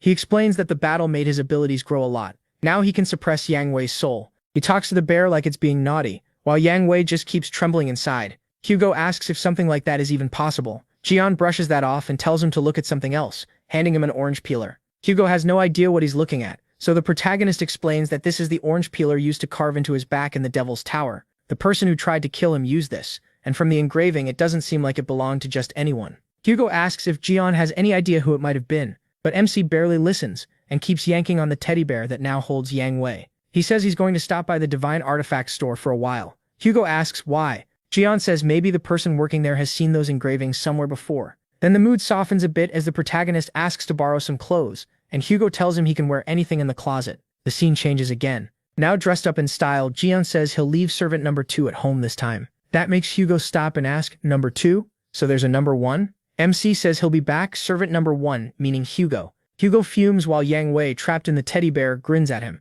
The story then moves back to the place where he fought Pichu. A group of sharply dressed women arrives and starts looking around. One says the Saint of Aries isn't here either, and she can't sense his divine power at all. Then it cuts to someone calmly taking a bath, wondering where he could have gone. She is the Aquarius Saint, Sophie Morty. Maybe he vanished along with all his wealth. She says that would be troublesome, especially if he made a deal with another saint behind her back. She wants to know where that fat man went. One of the others carefully suggests that maybe the newly returned Li Gion kidnapped Yang Wei. At that, Sophie just smiles. She calmly says those jokes aren't funny and starts drowning the other woman under the bath water without changing her expression. Terrified, the woman quickly apologizes and says she spoke out of turn. Sophie lets it pass and tells her to go to the Divine Artifact store as planned. She says they need to get ready to sell divine artifacts and raise money for the drachma auction, since that auction is very important. But while she's saying that, another bodyguard rushes in, shouting that there's a huge problem. The other saints have also applied to join the drachma auction. Hearing that, she's shocked and blurts out, "What? What?" Then the scene shifts to the Lion Academy. A group of muscular guys stare ahead in shock. In front of them, a beast-like man trains hard, pushing through a heavy squat before dropping the weight. Then someone walks up behind him and says the artifact of Jian will appear at the drachma auction. Hearing that, he goes quiet for a moment. He lets the weight slam to the floor and laughs, saying it finally showed up. He declares that Jian's artifact will belong to them. This is the Leo Saint, Stephen. Next, a portal opens with crackling lightning. The protagonist steps out of it. Hugo's son comments that teleportation is really useful, and the redhead answers that it normally costs a lot, but for people tied to Gemini, it's free. They've arrived at the Divine Artifact Store complex. Jian thanks him, saying he needed an appraiser, and got introduced to an SS Rank 1.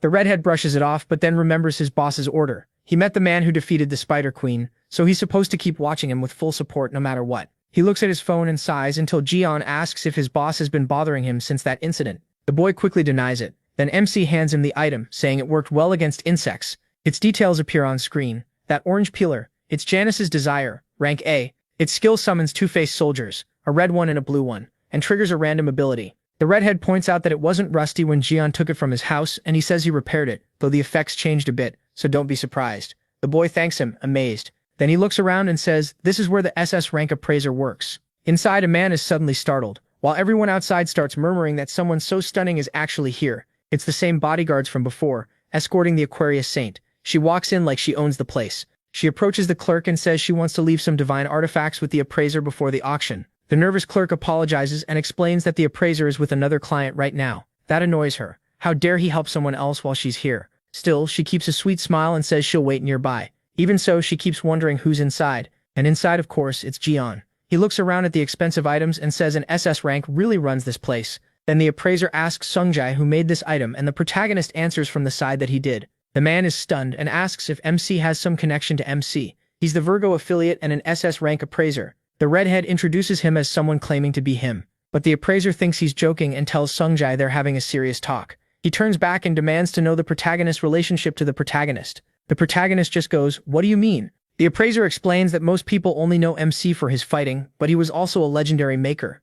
As for the artifact he brought, he says he's seen many fakes, but this one is different. He can feel his craftsmanship in it. That makes the protagonist smug, and he says this guy must know the protagonist well. The appraiser proudly says he does, because he's MC's disciple. He even blushes, saying it. Jian is just as confused as anyone. What nonsense is this guy talking about? He doesn't remember ever having a disciple, still studying him. The appraiser says someone his age couldn't be a direct student, though his skill is impressive enough that he almost got fooled. That only makes him want to smack some sense into him. Then the man pulls out a small notebook and says this is an item the protagonist gave him after recognizing him as a student. Jian is shocked, it's the notebook he lost. He realizes this might be the newbie who followed him around in China. Back then, the guy was so annoying MC thought he was just a pest, but now 20 years later he's aged a lot. The appraiser gets emotional, saying Jian had an amazing eye for items and gave him really useful information. Then one day he suddenly vanished, leaving his things behind, and this notebook was all that remained. The protagonist meanwhile realizes this disciple really did take it. The man goes on, saying MC's handwriting was awful,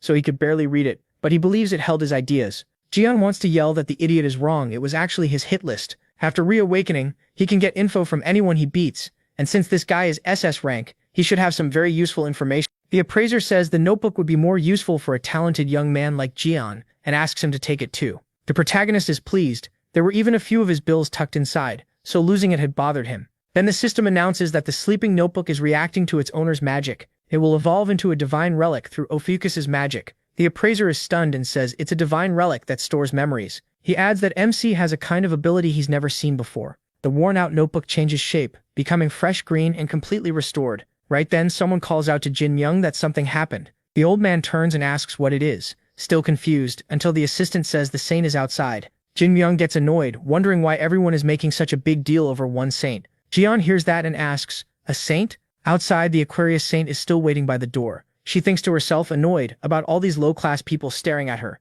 To her, that always happens in public. In the back, the redhead casually drinks some juice and says Sophie Marie usually only appears at official events. He heard it's hard enough just to get her out of the church. Now out of patience, she says waiting any longer is a waste of time. She decides to go in and speak to the appraiser herself. That appraiser has to buy their divine relics at a high price so they can raise money for the auction, and she's tired of being kept waiting. Her bodyguards beg her to be patient since he still has a client inside, but she snaps and says she'll see for herself who this client is. The moment she opens the door and looks at Jian, she freezes in shock. To her, he looks strangely dazzling, and then everything changes.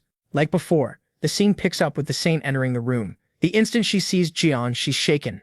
As she steps closer, she suddenly feels a deadly aura. At once, she drops to her knees, and her guards rush to ask if she's alright. But all she can think is, what was that? The power she felt was like being surrounded by thousands of snakes. She knows she has to get away immediately, so she runs out in panic while Jian and the appraiser just watch her leave. Then the mustached man asks him why she ran off like that, and the protagonist says, maybe she's sick. Right after that, the system speaks up. A Zodiac affiliate approached Ophiuchus without fear. Your divine power has increased. Current divine power 35. Jian wonders if divine power is different from magic, and the system explains, divine power takes shape as the power of gods. It can be stolen from gods or taken from other people. If it ever drops to 0, your Zodiac loses its strength, and if that lasts too long, you'll weaken. MC realizes he keeps gaining more and more abilities. Then he asks if the girl who just ran out was a saint. The appraiser is surprised he doesn't know her, even though she's all over the headlines. She's the Aquarius saint, Sophie Marie. Jian pauses. Sophie Marie? So that's what all this saint talk was about. He realizes that little girl became the saint, and she's changed a lot. He's not shocked he didn't recognize her. She already looked fine before, but even if plastic surgery made her prettier, her rotten heart stayed the same. If he had to sort the things he hates into fish, bones, worms, and trash, Sophie would definitely be a worm. To him, she barely even counts as human. She values skincare more than human lives. Then the mustache man says he doesn't understand why people call her the peak of compassion and selflessness when she's really cruel and selfish. Gigi notices that means he knows a little about her. Outside, the saint tells one of her bodyguards to go back to the pawn shop and find out who that man was. The guard agrees, then asks what they should do about the appraiser. She cuts her off and says she changed her mind. Kill all of them. Guys, this saint is ruthless. So yeah, any ship with Jian is already dead. She thinks the Virgo saint likes that appraiser too much, and now they still need to sell their items. Being dragged into this mess ruined her mood and made her feel humiliated. Worse, that man brought back her trauma. To her, both of them are just rude idiots. She even offers her divine relic and says she'll lend out the power of the gods, but Sophie's aide hesitates. Using that kind of power in a neutral district is dangerous. Sophie cuts her off and asks if she's refusing an order. Then the story moves to the relic shopping district in the central zone. Walking through the area is Hugo's red-haired son, casually drinking juice and minding his own business. Then he suddenly stops. What is this? Why is there water on the ground when it isn't even raining? The water feels weak, but it still carries magic. Then he realizes something is wrong. A hand starts rising out of the water, and a clone made of water begins taking his shape. He's completely stunned, trying to understand what's happening. Looking around, he sees other people panicking as more water doubles appear. Above them, the saint watches the whole thing and calls it mirror duplicate. These copies are only ranker-level Templars, but even weak ants can bring down an elephant if enough of them attack together.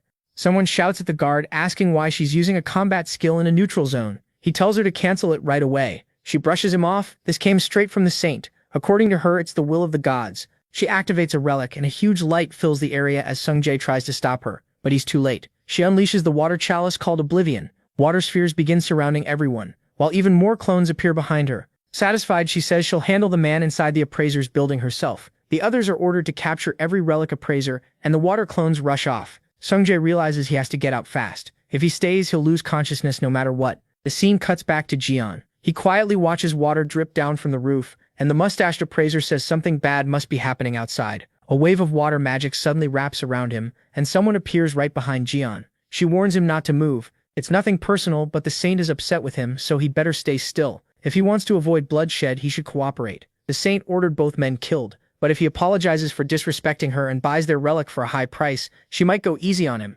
Meanwhile, the mustached man is trapped inside a water bubble, but then he sees something that leaves him shocked. Jian grabs her dagger and snaps it like it's nothing. He tells Jin Young to make them pay for the damage. The woman just stares, unable to process what happened, while the appraiser thinks in disbelief. That dagger was a gift from Aquarius. How did Jian break it so easily? She yells that she told him not to move, then summons a water dragon that rushes straight at him. He destroys it instantly. Then he smirks and asks if she has more. That was fun. She can't believe it. He wiped out her ranker level clone with one move. Now she finally understands how the saint felt. This man is dangerous, and if she leaves him alone, he'll become a problem for Sophie. So she throws everything she has at him. She says this power was made from the saint's purest magic. Then she summons orange rank water wolves and a whole pack forms in front of her. Jian just watches and says she's really trying. Then he reminds Jin Young that he was told to take whatever he liked, so he decides he's taking these two. In the next second, he vanishes from the appraiser's sight and rushes through the woman and the wolves at high speed, cutting them apart in an instant. He's impressed by the dagger, saying it slices through them like butter.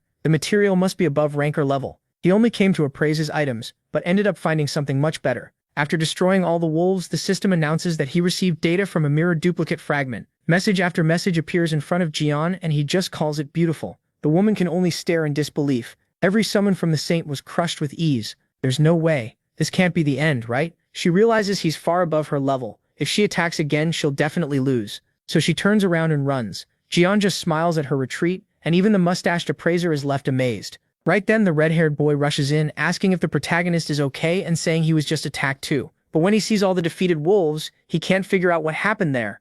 Then he notices the magic and realizes those were the saint's summons. Jian says if she keeps sending things like this, she's basically asking him to use them as materials. Still, he tells Sungjae they need to leave before the next attack comes, but the mustache man stops them for a moment. He says that 20 years ago he followed MC everywhere and studied his creations. He clearly remembers how Jian used to collect materials from enemies after battles. That wild fighting style and that demonic presence. Could this really be him? The protagonist simply raises a finger telling him to stay quiet, and the old man gets the message at once. Then MC walks away saying he'll come back for those materials, so keep them safe. He has questions too. The appraiser thanks him and asks him to come again, then watches Jian leave in style. Next he talks with Sungjae, who asks why the saint is targeting him. Did the protagonist do something to make her his enemy? MC tells him to wait. He's about to show him something fun. The scene shifts and now they're inside a snack shop. There are cupcakes, cakes, and sweets everywhere, while Jian happily stuffs himself with food. He asks Sungjae if the ice cream is good and tells him to eat as much as he wants. Sungjae agrees but points out that this place is expensive. Then he remembers that when the woman ran away, she dropped one of her items on the floor. He says it's fine after checking out this little thing, it should help a lot. It's a badge, and it can work like a credit card while also storing abilities. Looking closer though, it seems to be an Aquarius badge. If it really works as a payment card, that could cause trouble later. Even so, Jian keeps eating like there's no tomorrow. He asks Sungjae if he likes the ice cream too, but the poor guy freezes when he hears a voice. Turning around, he blurts out, "Captain Choi Sunggyuk." Choi asks if they mind if he joins them. Jian looks at him and realizes this is Sungjae's boss, the jerk who was talking trash about him. Choi introduces himself as the divine captain of Gemini, Choi Sunggyuk. Then he politely says Sungjae mentioned someone earlier, and the protagonist confirms it was him. Choi explains that he heard Sungjae met an acquaintance who defeated the Spider Queen, something even Yang couldn't do before. Jian asks what that has to do with him. Choi says recruiting outstanding talent is part of his job as a divine captain. MC immediately asks if he's trying to recruit him, maybe even bribe him. Choi reveals that one of his 8 divine relics will be auctioned soon. There's no rush, so they can talk while he oversees the auction. The moment Jian hears that, he puts down his spoon. They're auctioning off his stuff? Then there's no time to waste. He says he's going too and asks where the auction house is. Sungjae gently tells him to wipe the ice cream off his mouth first. Choi smiles, reaches out to Jian and says that since this is one of the protagonist's famous relics, it will be auctioned in a proper place. The biggest auction house in the world, floating 16,000 feet in the sky. Its name is Drachma, the city fortress. It's a massive zone surrounded by floating islands, centered around a giant tower. Then the scene changes to the saint, shaking in fear in her chair while someone nearby speaks up. He tells her that if she's just going to sit there trembling, she should leave. She's ruining the taste of his drink. She insults him in her head as a rude brute with no manners, but decides to put up with him for now. This is the man who rose above even Jian, so staying near him feels safest. He is the Leo Saint, Stephen Marker. Stephen says the weapon of MC's being auctioned today belongs to him, so she shouldn't even think about bidding on it. When she asks where he's going, he tells her it's none of her business, and to stay put. He leaves and she glares at his back in frustration. Still, she tries to calm herself. This is Drachma. No matter who that man is, there's no way he could come here. And then she sees Hugo. Someone welcomes the valuable guest right on time. Hugo scratches his head and wonders where he could have gone. He figured he might come here since this place is full of expensive divine relics. At that exact moment, the saint appears behind him with a creepy smile. She looks straight out of a horror movie and greets him like an old friend, asking how he's been. She calls out to Hugo Otters, and he recognizes her, Sophie. Hugo says it's been hard to see her lately and jokes that even she couldn't beat time forever. She used to be one of the prettiest saints, but now she's changed a lot. Or maybe it's because, unlike us, you barely have any disciples. Hugo just stands there, then snaps at her to get lost. He wants nothing to do with her. She mocks him, asking if he's going to ignore her and run off again. If he does, she warns he might lose his children too, just like he lost his wife. Hugo's expression turns cold, but she keeps talking. She says his wife still isn't dead, right? But that could change at any moment. What can he even do while his family falls apart? All because their leader is useless. That's when Hugo finally snaps. A huge blast erupts, and he glares straight at her. He warns her again to leave, but she stays calm like nothing happened. She tells him to settle down and she blocks Hugo's attack with one hand. She reminds him he of all people should know what it means to be a demi-saint. Then water magic starts forming around her when someone suddenly yells, "Hey, you pest!" She turns toward the voice and Jian flicks her right on the forehead. The hit shocks her so badly she blacks out. She drops to the floor and Hugo quickly turns to the protagonist. He calls out in surprise, asking what Jian is doing here. MC says he was worried Hugo would get dragged into another mess.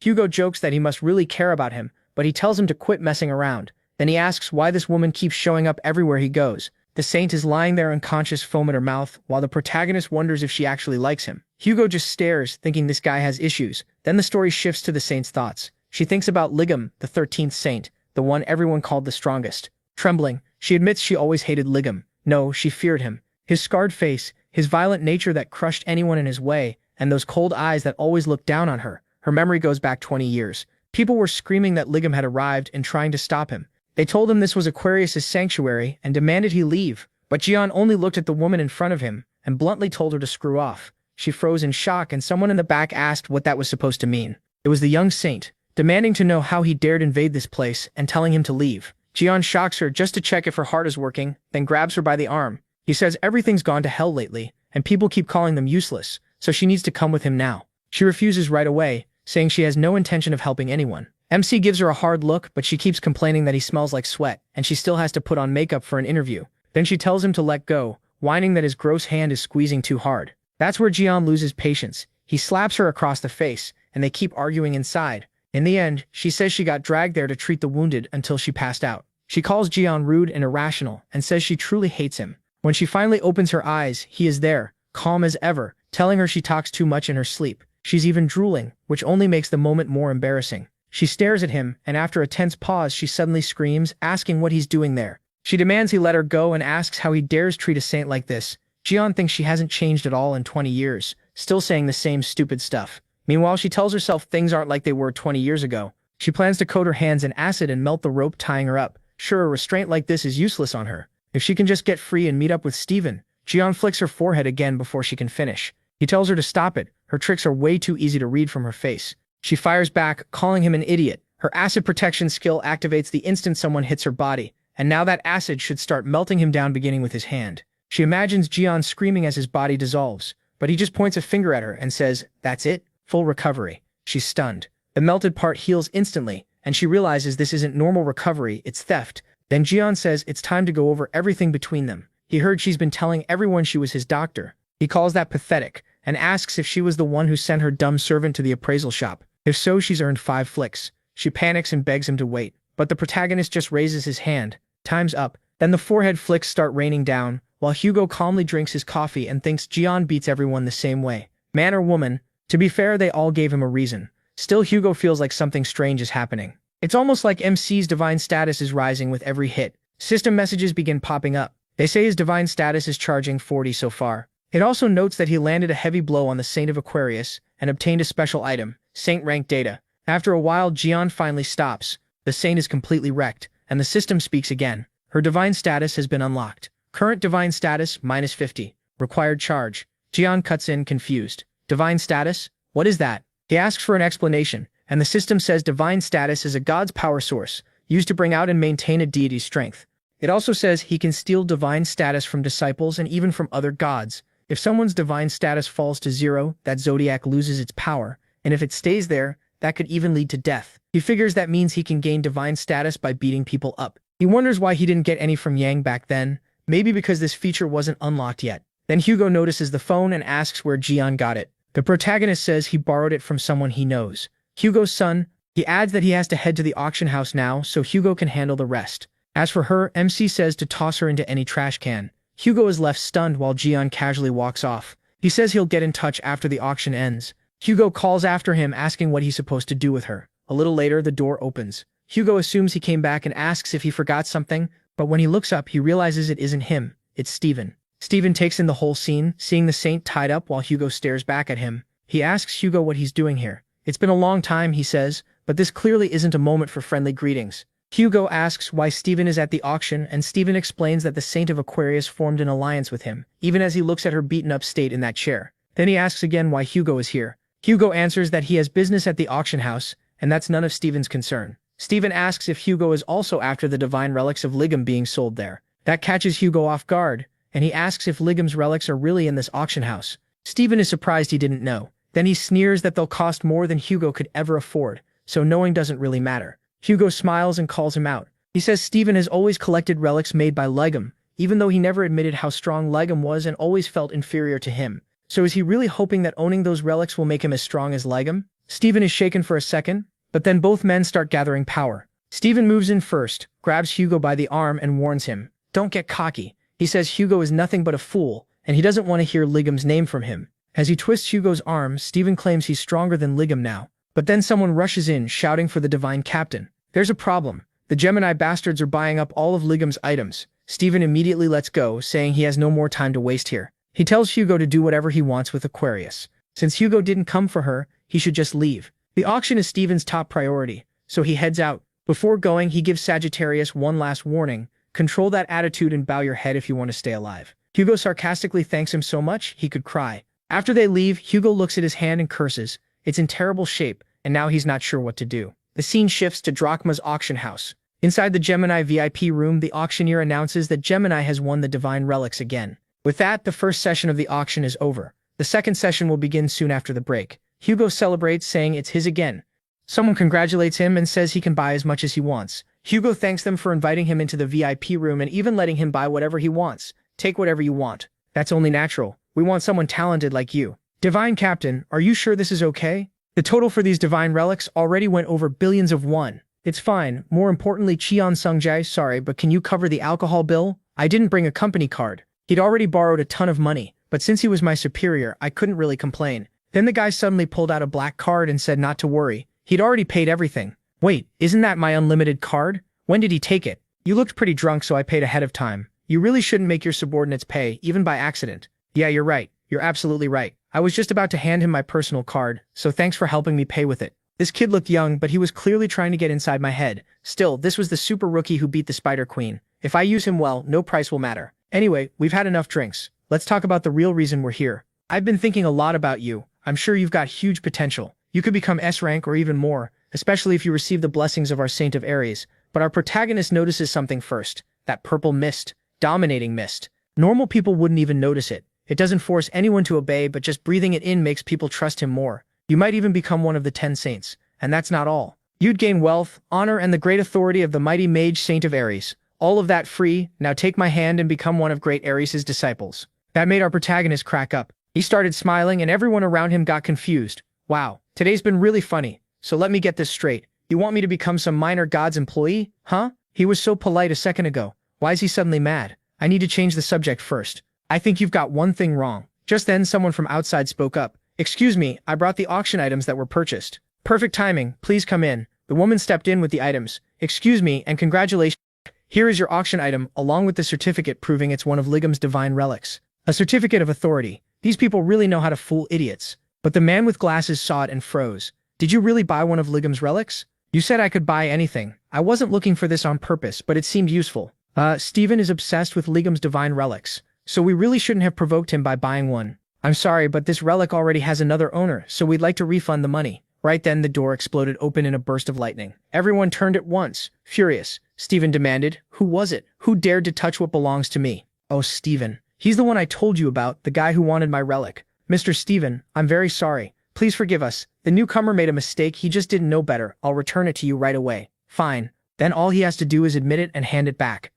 Thank you very much. You can take your time with the payment." "What? You don't actually think you can walk away after touching what's mine, do you?" "Captain Shui." Stephen grabbed the glasses guy by the head. "Crap. He's trying to save billions by calling it a simple mistake. Stop talking nonsense. I bought it, so why would it be yours? If you want it that badly, I'll sell it to you for 20 billion. Stephen went quiet for a second, then burst out laughing. "Haha, so Gemini isn't full of cowards after all. There's at least one gutsy bastard here. Oh no, this lunatic wants to die. Doesn't he know who Stephen is? I like you. A man should at least have courage." He tossed the poor guy with glasses to the floor, then walked right up to our protagonist. "If meeting like this is fate, then why don't we introduce ourselves? Whenever I meet someone I like, I make sure to do it properly, and with plenty of sparks." "What the hell are you talking about? Stephen, you bastard, looks like your skills improved a little. As expected from Leo, the one built for combat. Your fighting spirit can't even be compared to Aries or Aquarius. Once you show your claws, you're never satisfied until you rip someone apart, right? What a rotten temper." Stephen lunged with his hand raised at our protagonist, and lightning burst out everywhere. The others stared in shock, calling out to the protagonist, certain he'd won. Stephen sneered, "That was fun, you can spend the rest of your life comfortably in a wheelchair." But then he paused. "Hey, what are you doing? Trying to brush dirt off my shoulder? What was that?" That attack definitely hit him head on. "You redirected my attack with teleportation? You really can't tell, huh? You're still all muscle and no brain. Stonewall Breaker, did you really think the skill I created would work on me? You begged me to teach it to you, saying you wanted to save people with it, but looks like you only used it to show off your power." "What? You? Who are you?" At that exact moment, the woman returned and thanked everyone for waiting, saying the main highlights of the auction would begin soon. "Oh, is it already time? What now? Another relic of mine? I've got questions for you, but this auction matters more, so take good care of that pendant. I'll come back after it ends." After he left, Cheon Sungjae turned to the man with glasses and asked how he thought that attack had been deflected. Redecking an attack from a saint-ranked fighter, that was almost impossible even for him. Who the hell is this guy? Meanwhile, Stephen thought, it's finally within my reach. His mind went back to the incident when an unknown calamity appeared on an island in Germany around 20 years ago. The island had been completely wrecked, and a helicopter circled above it while reporters watched. "Hello, we're currently above the island where the calamity appeared. Even though 4 days have passed since the 13th Awakened One Ligam entered the area, we still can't confirm what's happening inside because he hasn't come out. Several saints tried to enter but none succeeded, because a massive curtain of poison surrounds the island. We'll return with more updates as soon as anything changes." Back then, while Stephen was still young, someone beside him said, "This is as close as we can get, Saint." Stephen could only wonder how Ligam got in there, and how he was fighting inside a place no one else could even enter. Why do I feel this way? Because of some bastard who nearly died without even having a god's blessing. What's the difference between me and him? Power? Followers? Skills? What am I missing? Saint Ligam is finally coming out of the entrance. What? Everyone looked on in shock. It's Ligam. Ligam came back alive. Ligam cleared the Delta calamity, and our protagonist just calmly said, "Man, it's hot as hell," while everyone else celebrated the hero's return.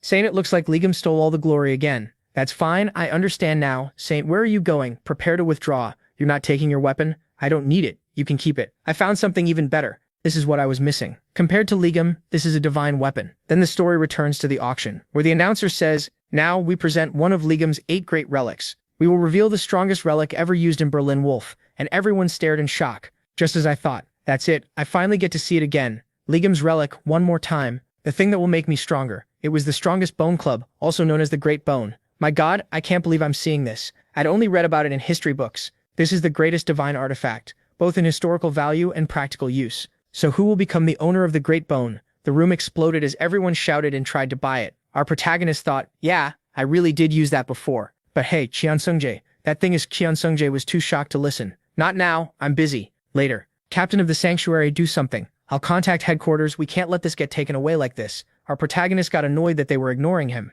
"Now we'll begin the bidding for this item. The starting price is $1 million. 5 million, 10 million, 30 million, 50 million. Then a flood of system messages popped up in front of the protagonist. His fame kept rising. Huh? What's going on? System, calm down. My God, why are people throwing around so much money for that thing? And besides, isn't it obvious it's a legendary weapon made by Legum himself? Legum got even more irritated as the explanation continued. You might not know this, but there's a reason people act like this. Accessories, charms, tools, magic weapons, every divine relic he made is considered the best of the best. Anyone interested in divine relics will do anything to get their hands on one, especially the Saint of Leo, Stephen Marker Markin. He's a serious case. He's been collecting Legum's relics all over the world. He's overwhelmingly powerful for a saint, so people are afraid to challenge him when it comes to Legum's relics. It's a shame the relics ended up filling only part of his collection. I need to calm down. All the profit is going into the government-managed bank account anyway. Then our protagonist paused. Wait, the profit goes to my bank account? So no matter who buys it, that's great. Fine, whoever wants it can go ahead and buy it. And the bidding kept going. Stephen Marker suddenly shouts, 1 billion. I'll pay 1 billion, he says, and the whole place freezes. He starts walking forward and snaps. Didn't you hear me? I'm buying this relic for $1 billion. If that's not enough, I can make it 10 billion. The announcer stares for a second, then repeats 1 billion, an overwhelming bid of 1 billion. Everyone else is basically done right there. No one can match that kind of money. Even Sungjae and the man with glasses look crushed. Do something, but there's nothing they can do. Meanwhile, Jian just watches the whole thing like it's a show. Then the announcer calls out, sold. The great bone has been sold for an unbelievable $1 billion. After that, the scene cuts to some cleaners talking nearby. One of them says, did you hear? They said it sold for $1 billion. Yeah, that's not the kind of money anyone can just throw around. People like us can't even dream of numbers like that. Honestly, I just hope someone shows up and wrecks that guy. But then something catches their attention, and when they look up, a massive ice dragon is right in front of them. The man instantly takes it back. Back at the auction, Stephen is celebrating with his prize in hand. But honestly, to Jian, that legendary relic still just looks like a normal bone. Stephen can barely contain himself. I got it. I really got it. The people around him cheer and congratulate him, calling him the greatest. Then a huge explosion erupts right in front of him. As Stephen wonders what's going on, that giant ice dragon appears. Panic breaks out at once. People start screaming that a calamity has appeared, and the creature says only one thing. I found Legum's relic. Its eyes lock onto Stephen, and it lets out a deafening roar. Then it charges straight at him at full speed. Stephen just grins and starts calling up his lightning power. He swings hard and sends the dragon flying. The impact wrecks everything in its path. Laughing, Stephen says this is the first time he's ever felt thankful for a calamity, because thanks to it, he gets to test this divine artifact right away. He stands there full of confidence, throwing around lightning while gripping the bone. Still, something feels off about it. Then the damage from that attack becomes clear. Someone realizes this is bad. The teleport zone's magic tower is collapsing because Stephen blasted the dragon into it. Everyone is horrified. If all that debris hits the ground, the floating island could fall. Someone quickly orders the disciples to combine their strength and block it. Others jump in too, saying they'll help. So everyone starts gathering their power, pouring out mana until it forms into a huge sphere they launch upward. They fire it into the sky with a shout, and the blast slams into the tower, stopping it from crashing onto the crowd. But people immediately realize it still won't be enough. The structure is too huge to destroy in time. Panic spreads again as people yell for everyone to run. Then someone calls out, Apollo's Fury. A giant whirl of flame sweeps over the area and stops the debris from falling on the people below. In an instant, the wreckage turns to ash. Everyone recognizes that skill. It's Hugo the Sagittarius Saint. Hugo appears with his bow in hand. Annoyed, he mutters that idiot lion really needs to learn how to control his strength, because that was dangerous. People thank Hugo, but then something else catches his eye. He looks to the side and sees another huge monster staring at him. This one looks like a dog mixed with a dinosaur, and it's already preparing to attack. Hugo realizes there's another one. The creature keeps staring at him, and then fleshy tentacles shoot out toward the people nearby. The tentacles latch onto them, and the victims start screaming for help. Furious, Hugo curses it. He pulls back his bow to strike, but a roar suddenly sounds behind him, and he turns at once. It's the blue dragon Stephen hit earlier, coming in with its jaws wide open. Hugo realizes too late it's about to take him down. Right then, just like the last chapter teased, the chaos reaches its peak. The monster had come up from behind Hugo, and when he turned, its mouth was already closing in. Everything looked over, until Jian rushes in and slams the monster away. Hugo jumps in shock and yells out to him, "Hey, pay attention." The protagonist sends the monster flying, and Hugo thanks him, saying he just got saved. Jian fires back that Hugo should be the combat saint, so why does he have to save him? He even asks how Hugo can be weaker than a production saint like him. MC says he gets nervous every time he leaves Hugo alone. That leaves Hugo looking completely depressed, and the two start bickering like usual. Then something grabs their attention again. It's Stephen, running over while shouting and holding up the bone. He yells, "Don't interfere, I'm testing my new weapon." The monster roars back at him, and Jian realizes he almost forgot that thing was still here. Then from above, Steven starts building up lightning again, shouting that no one should ruin the stage prepared for him in the Great Bone. But Jian notices something strange while the monster keeps growling at him. Steven then unleashes his sovereign skill, Battlefield of the Victors. A massive shield of lightning forms around the area. Smirking, he tells them to watch closely. Inside this unbreakable thunderstorm, he says that before he was unprepared and had to fight back using only magic, but now they'll see the true power of the Great Bone. The crowd starts praising Steven, calling him the strongest saint and saying not even Ligum could stand against him. All fired up, Steven drags that giant bone forward. Jian still isn't buying it. Steven declares that the monster should prepare for his fury, then brings the bone down on its head. The monster doesn't move. Steven just stares at it. Everyone else is confused too. Steven slowly steps back, still watching the monster as it stares right back. He scratches his head, and the monster somehow looks just as confused. Then Steven gets mad, winds up again, and starts hammering it with hit after hit. The monster finally loses patience and punches him in the face, sending him flying. As he tumbles back, Steven can't understand it. Those attacks should have landed, so why isn't Ligum's weapon working? The scene shifts to Jian, who's touching the lightning barrier that trapped them inside. He swears that once they get out, he won't go easy on that stupid lion. Using his own sovereign skill like this was unbelievably dumb. Still, Jian decides that first things first, they need to deal with the enemies in front of them. Then we see all the people possessed by the monster. They look like a pack of zombies, and Hugo remembers something. These people aren't actually part of the calamity. They were just caught by its ability, and since they're standing in front of it, it's probably using them as hostages. That means they can't attack carelessly. The possessed people beg for help as they stagger toward them, but Jian says maybe they have no choice except to aim for the head. Hugo panics and asks what he's even talking about. He admits he doesn't really have a plan. He just wants to rip those things off them. Hugo begs him to wait, but one of the monsters lunges at Jian with its mouth wide open. The protagonist grabs it by the head, gives it a cold look and says now. Then he tears the monster's ability right off like it's nothing. Hugo is left staring in shock while the others keep looking on. Jian just grins and says it's simple. The victim collapses, but now he's free of the monster's control. Hugo asks if the guy is okay. MC says he probably is. He's just unconscious. Hugo still can't believe what he saw, and asks how Jian did that. He says it was just brute force. Hugo answers that he can't do that because he's not absurdly strong like him. The protagonist shrugs and says he'll take care of all of them anyway. He adds that he never expected much from a weakling like Hugo. That only makes Hugo even madder. Still, Hugo says they can't just charge in blindly, so he'll cover MC. The two start powering up. Hugo with flames, Jian with black lightning. He asks Ifaro if he still remembers how to do this. Ifaro answers with a confident smile. The protagonist tells him to keep up. Hugo summons his firebow, and Jian says instead of standing around, they should finish this now. The monster and the possessed people all turn toward MC. He gets ready and bursts forward at high speed, striking right through the middle of them. His lightning spreads out, hitting every possessed person and destroying the monster's control over them. The creature stares at Jian in shock, then fires a bunch of slime shots at him. He dodges them all with ease, but then notices the monster wasn't just aiming at him, it was targeting the civilians he had just saved. As they start waking up, the monster tries to possess them again. From the back, Hugo gathers his power and fires a rain of flaming arrows that destroys the attack before it can reach them. The civilians flinch and shield themselves. With a serious look, Hugo says that as long as he's here, the monster won't touch those people. Jian praises him, then calls out to the ugly thing, telling it to stop wasting time and come at him. The monster locks onto the protagonist as he pulls back for a huge punch and blasts the creature away, flying into the sky, and the creature lets out a rough scream. But Jian's hit tears the monster apart in one shot. Then he just stands there like it was nothing. Just what you'd expect from MC, he ended it instantly. With that thing gone, the people it controlled should wake up soon. They're all lying on the ground, slowly recovering. Then something catches Jian's attention, and he pauses. He tries to figure out what's going on, when one system window after another starts popping up, listing all the skills he just got. One of them is Fighter's Instinct, level 1. The system asks if he wants to use it, and Jian thinks, Fighter's Instinct? So this skill needs a certain amount of divine power to work. Guess this is the perfect time to test it. He accepts. The scene shifts to Steven, still holding his bone.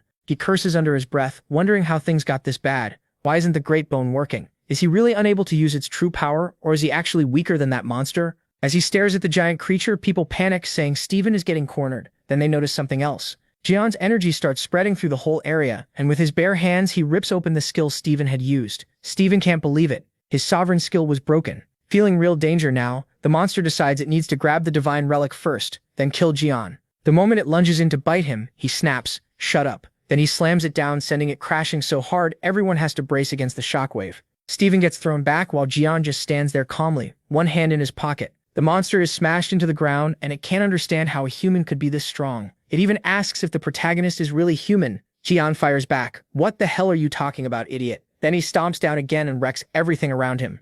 Steven watches in disbelief, muttering that there was only ever one person with this kind of destructive power. He is. Before he can finish, Jian looks at him with a creepy smile and says it's good to see him again. He calls him a damn lion and says he's been having fun dragging MC's name through the dirt. Steven is already on the ground shaking. He stammers that it can't be possible, then swings at Jian, but he freezes, because he catches the great bone like it's nothing. Trembling all over, Steven listens as the protagonist says he must have had a lot of fun playing with this. Then Jian crushes the bone in his bare hands and says sorry to ruin his hopes, but it's just an ordinary bone. He tosses the pieces right at Steven's face, and the guy realizes all that effort was for nothing. So MC says it's only fair that he gets his turn. Steven begs him to wait, but there's no time. Jian punches him straight into the ground, blasting through the entire place and out the other side. Cursing him, Steven drops into open space. Far away, the saint lies there, still unconscious, slowly waking up. Confused, she wonders where she is and why her head hurts. Back with Jian, Hugo can only stare at the huge hole he made. The protagonist casually says goodbye to that damn lion, if he's still alive, of course. Hugo asks why he threw him from that high up. Jian shrugs. With a body that tough, he'll probably survive somehow. Maybe. Hugo asks if the captured people are okay, and MC points out that they clearly are. Everyone is celebrating because they survived the calamity. Then he snaps his fingers and calls over Piggy, the former Pichu, who's now one of his pets. He tells Piggy to go collect anything valuable. Hugo sighs. Jian is still as greedy as ever. The pet starts sucking up treasures while the two talk like nothing happened. Hugo asks about the person who lent the protagonist a phone. MC says he thinks the guy's name was Sung Jae. That answer hits Hugo hard. Jian adds that it was probably Sung Jae, someone tied to Gemini, and still young too, but the kid seemed really sharp, so he thinks he's worth keeping close. Hugo starts shaking because the protagonist is talking about the very son he never wanted near him. In his head, he's screaming that Sung Jae really went and got involved with this walking disaster. He tries to remember the boy's face, thinking about how careful he'd been to keep Jian away from his kids. Those two absolutely idolize MC, and if they learn he's alive, his family is doomed. He mentions Sung Jae was with a Gemini bishop who can use teleportation magic, so if he calls them, they'll probably all show up at once. That makes Hugo panic, and he quickly says they need to leave right now. Jian asks why, so Hugo tries to make up an excuse, saying the protagonist must be tired and shouldn't bother with Gemini. MC pauses at that. Then he remembers all the trouble he caused with Sung Jae before and admits Hugo might be right. Maybe they really don't like him. Sorry, Sung Jae. Hugo keeps trying to brush it off and steer Jian away from Gemini, but right then someone calls out, "Dad." Hugo turns at once. That voice, and then comes the question. Are they talking about Jian? At that moment, Sung Jae appears behind them, leaving Hugo stunned. Hugo blurts out Sung Jae's name, shocked that he's already here. Sung Jae tells his father to tell the truth, while Hugo fumbles for words. But before they can sort it out, the monster starts mumbling Jian's name and fires off another wave of slime attacks. They head straight for him, but just before they hit, Lime appears out of nowhere and sucks up the entire monster until nothing is left. The system announces, Divine Relic, Omnipresent Mud Dumpling. Poison resistance acquired. The skill range of body of 100 poisons has expanded. When creating a divine artifact, poison resistance will now be added as a basic effect. Jian just stares at Lime eating the monster, then suddenly starts yelling in anger. He can't believe the glutton tried to eat trash like that off the ground. Telling it to spit it out right now, he grabs poor Lime and starts shaking it, while Hugo watches and thinks, that thing came out of the bone calamity. This could have turned really dangerous. Sung Jae asks if that slime could be the one from the stories, and Hugo realizes he's right. He saw it in a book. It was Jian's artifact, the amazing skill the protagonist showed earlier, that raw magical power, the one person his shut-in father was friends with, and now that slime Jian is holding. Sung Jae starts wondering if this really is MC, getting more emotional by the second. Meanwhile, Hugo just keeps taking mental arrows, looking totally crushed, while Sung Jae's eyes shine with excitement. He's still annoyed, keeps tugging on Lime. Then the scene shifts to the United States, at the Lion Temple headquarters. Inside a meeting room with Lion's top executives, everyone is arguing, because they still haven't found the Lion Saint. Since Gemini is famous for tracking people, someone says they should pay whatever it takes to make them find him. This is Oliver, Lion's bishop, the same man who was staring down Dioclus a few episodes back. Someone asks if Gemini would even help after the mess he caused before. Oliver grumbles that he was only trying to look cool since it was his first big appearance. The discussion keeps going, until one of them cautiously asks if the one who beat their leader could really have been Jian. Oliver brushes it off, saying that even if it was the protagonist, he was beaten once before. Besides, among all the saints, theirs is the strongest. Then suddenly, a phone starts ringing in the background with a song mocking the lions and praising Jian instead. The whole room goes silent and stares. She awkwardly apologizes, saying she forgot to put her phone on silent. The one speaking is Yoram, Lion's vice castellan, and one of its cardinals.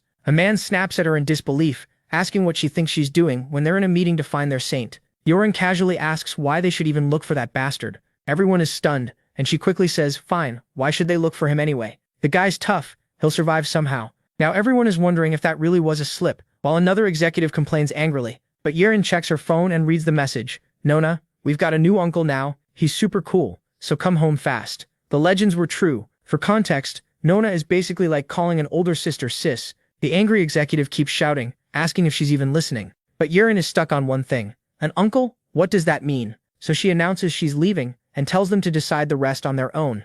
Then she turns around and walks out, leaving everyone staring. The man with glasses is left fuming, yelling after her. Then the story moves to the Aquarius dorm, where Sophie and Marty live. A crowd keeps begging, asking the saint to say something. They want answers about the drachma incident, Ligam's part in it, and who was taken there. They also demand the truth about what happened 20 years ago, but her guards step in and shut it down. They say the saint needs rest today. Any answers will come later, through an official channel, so everyone needs to leave. Upstairs, Sophie watches all this with suspicion. With a face mask on, she fumes over Ligam. She can't believe he stirred up this much chaos. Her mind goes back to the disaster in Drachma. People were panicking and yelling for space. Rumors spread that the saint had been kidnapped and then released by bold criminals. Wrapped up and looking miserable, she stayed silent. Then the necklace Ligam put on her starts glowing green. Everyone panics thinking it's an attack, but then they realize it's some kind of message. A hologram appears. Who killed me, Ligam? Tell everyone the truth about 20 years ago. Sophie panics, not knowing what to do. If she tells the truth, the other saints will come after her. If she stays quiet, Li Jian definitely won't let it go either. She's furious that he did this to her while she was passed out.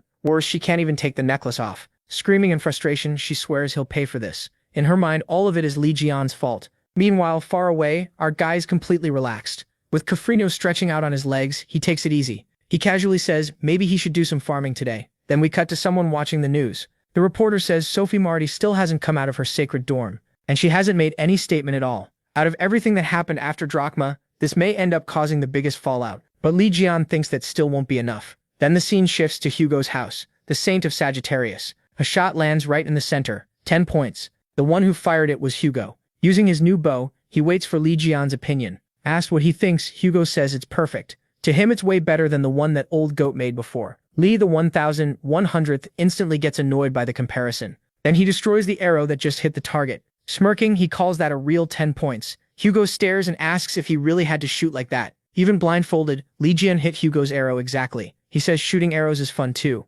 Hugo complains that he did it on purpose and didn't need to aim at his shot. He laughs and admits he only did it to mess with Tyson. Just then, someone walks up beside him. It's Sungjae, warmly offering Li Jian water and a towel, asking him to help himself. The protagonist thanks him. The two sit there peacefully, while Sungjae looks after him. Behind them, Hugo burns with jealousy. So he asks Sungjae if he brought water for his dad too. Sungjae tells him it's in the fridge and he can get it himself. Li Jian can only grin at that. While Hugo sulks, MC starts thinking. After what happened in Drachma, his stats went up, so maybe it's time to invest them. The system announces that Ophiuchus' sacred domain, the Serpent Palace, has been created. Since the domain is still low level, the space is small. The sacred domain is where the Constellation Master lives. It's also a private territory where that master can store and use power. Now Li Jian can control his own domain. He can even teleport the low-class avatar Kafrino into it. The system adds that human avatars can strengthen the domain further. That part catches his attention. Then Sungjae reminds him it's almost time to leave, saying he has things to handle too and they should go together. Li Jian realizes he lost track of time. Hugo asks if he has a meeting, and he says yes. He's got a lot of people to meet today. Sometime later, Divine Captain Choi asks if Li the protagonist is finally going to join Gemini.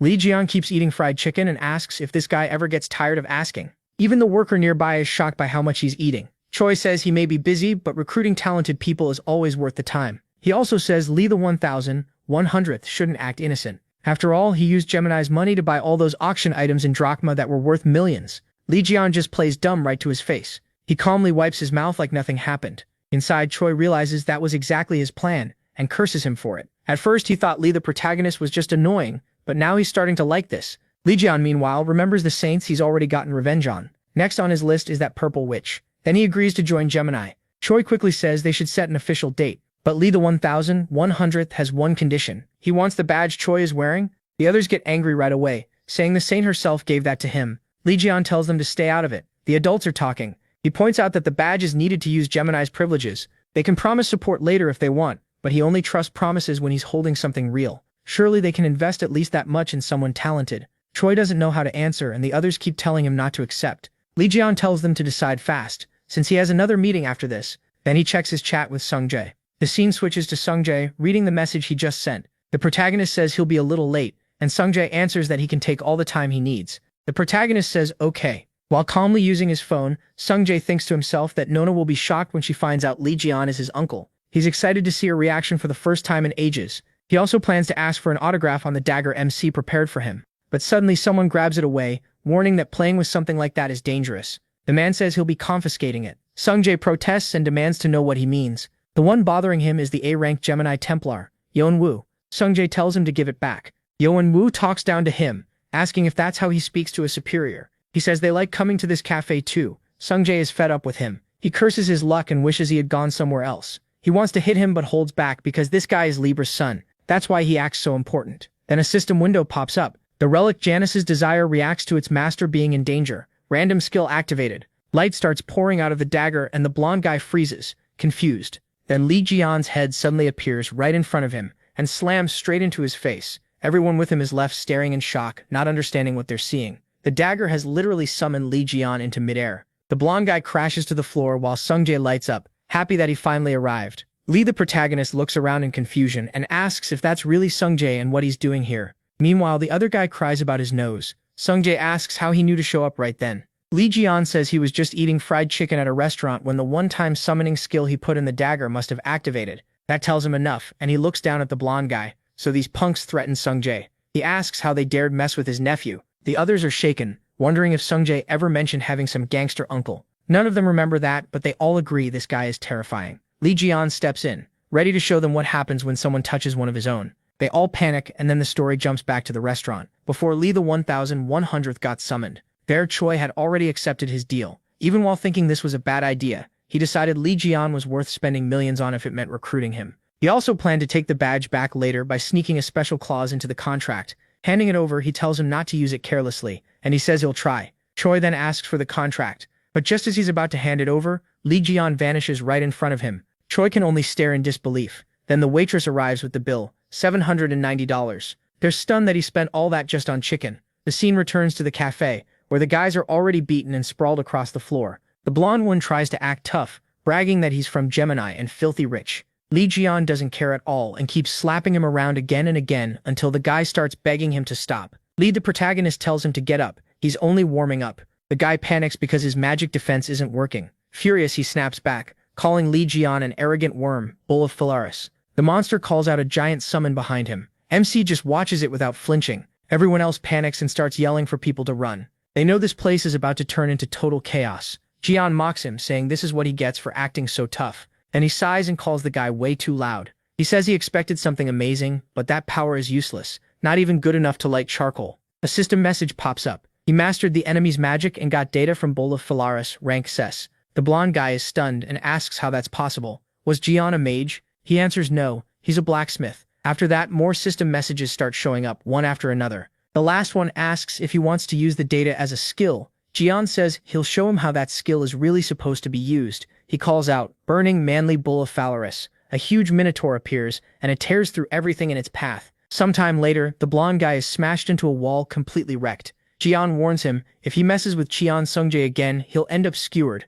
He tells Sungjae not to be scared of idiots like that because his uncle will protect him. Sungjae happily agrees. Right then, Chen Yoha finally arrives, asking where Chen Sungjae is. She looks at the destruction around her and wonders what happened, and if he's okay. But Sungjae rushes up excitedly and says she won't believe it. He points ahead and tells her to come see the hero who beat countless calamities and saved humanity over and over. The same legend from the videos they used to watch again and again as kids. We see little Sungjae and little Yoha watching Jan back then. Now she stares at him in disbelief and whispers, "Mr. the protagonist?" She even pinches herself to check if this is real. Glowing with excitement, she realizes it really is him. She can't believe how handsome he looks now. 20 years ago, he had all kinds of scars, and after spending 20 years in the Devil Tower, she thought he'd look even worse. But she tells herself that doesn't matter. What matters is the amazing hero he is. She's just so happy that Mr. Jane is okay. Sungjae points out she said all that out loud, and she gets embarrassed. MC simply smiles at her and says it's a pleasure to meet her too. She introduces herself as Chen Yoha and thanks him for helping Sungjae. He tells her she doesn't need to be so formal. Since she's Hugo's daughter, she's basically his niece too. Those words hit her hard and she gets emotional. She apologizes for asking this right after meeting him, but she has a favor to ask. Chen Yoha tells her not to be shy, wondering if she wants an autograph. She starts asking if, when he has time, he could, but right then, a lava monster rises behind him with a roar. Chanyo reacts to the shout, confused about what kind of favor this even is, but then he realizes the roar came from the monster behind them. Yoha instantly cuts its head off, while Sungjai hides behind the protagonist. She tells MC to give her a moment. She'll ask properly after she deals with these calamities. Then she dashes off at full speed. Sungjai says she only got like this because of Jaeon, so he asks, "What did your sister just say? She wants to ask for my hand? What is that supposed to mean?" The scene shifts outside, where an announcement warns that multiple calamities have appeared, and this is not a drill. Everyone needs to evacuate to safety. Calamities fill the sky while giant worm-like monsters tear through the city. People run in panic, but one monster is already full of holes like Swiss cheese. The one who did it is Yoha with her spear. More calamities rush toward her, but she pushes herself harder, saying she needs to be faster. She keeps cutting them down one after another. She wants to finish this even quicker so she can go talk to her uncle. Even then, more calamities keep roaring overhead. Seeing the destruction spread, she gets annoyed that they won't stop appearing, and decides to wipe them all out at once. She starts spinning her spear as she charges straight at them. Yoha shouts for them not to interrupt her proposal. Then she hurls her spear and it destroys every calamity in its path. She declares the name of the move, Lotus Fleisch. The attack leaves massive destruction behind. From a distance, Chanyo watches it all and thinks he followed her because he was worried, but that clearly wasn't needed. Her combat sense is even better than Hugo's. When Yuhai notices Jian, she gets distracted, and at that moment, a calamity appears right behind her. Just before it can grab her, he steps in and saves both her and Qian Sungjai. Blushing hard, she says it's amazing that he even avoided her last attack. She says there really are impressive humans out there. Then a fierce monster woman appears holding a whip. She says Jian will become her special pet. She's riding a giant mutant turtle-like beast. She asks the protagonist why everyone these days keeps playing with fire. Jian says he wasn't looking for trouble, but he does need materials to make more relics, so he'll use this chance. She declares he'll be her #1 fuel source, and a fun human to train. MC realizes who they are, the unusual race, and says he needs to stop them now. Then he asks Yuhai why she's so distracted. He points out she was about to fight them alone again. He tells her to leave this to him and protect the civilians with Sungjai. He trusts them because they're both strong, so they should leave these two enemies to him. Yuhai smiles and agrees. Sungjai then starts summoning his giant construct, while Yuhai readies her spear again. Jian tells them they should have a little fun. Just then the monster woman lunges at him with her whip, screaming for more. She wants him to suffer even more. Jian keeps one hand in his pocket as he dodges every strike. She finally catches him with the whip, but he stays completely calm while she celebrates, saying it'll be even more fun to train him now. She flings him into the air, then smashes him through several buildings before finally slamming him into the ground. But he just tears her whip apart and tells her she talks too much for someone this weak. He asks if that's all she's got. The monster woman grins and says of course not. And then her turtle breathes a blast of fire at Jian. A huge explosion erupts. Meanwhile, Sungjai's giant summon shields people from the debris and tells them to evacuate quickly. Sungjai is proud that he managed to get everyone out. He tells Yuhai to evacuate the remaining civilians, and she agrees. But then she looks back at the explosion where Jian was. She knows he's strong, but he's fighting the illusion race, one of the most dangerous calamities, at least red class. Even the protagonist could have trouble with that, especially if he still has wounds or side effects from the Devil Tower. If that's true, she needs to help him. Sungjai reminds her, Jian told them to stay back, but she says she'll return soon and tells him to hide. The area is left completely wrecked by the attack, yet MC is still standing in the middle of it. The monster says she pushed too hard and didn't mean to turn him to ashes. Jian laughs and says now that's real fire. At least this much heat counts, unlike that pathetic flame from the Gemini blonde guy. This one will definitely work as his #1 fuel source. A system message appears, usable fire obtained for the creation workshop. The monster is shocked that he survived her hellfire attack. Jian says that now he has fire, there's no reason to hold back. He summons the Hammer of Creation. The system confirms usable fire has been detected in the creation workshop. Workshop level 1 activates repairs, upgrades, and attribute enhancement with initial luck being applied. Then it tells him to choose a target for enhancement.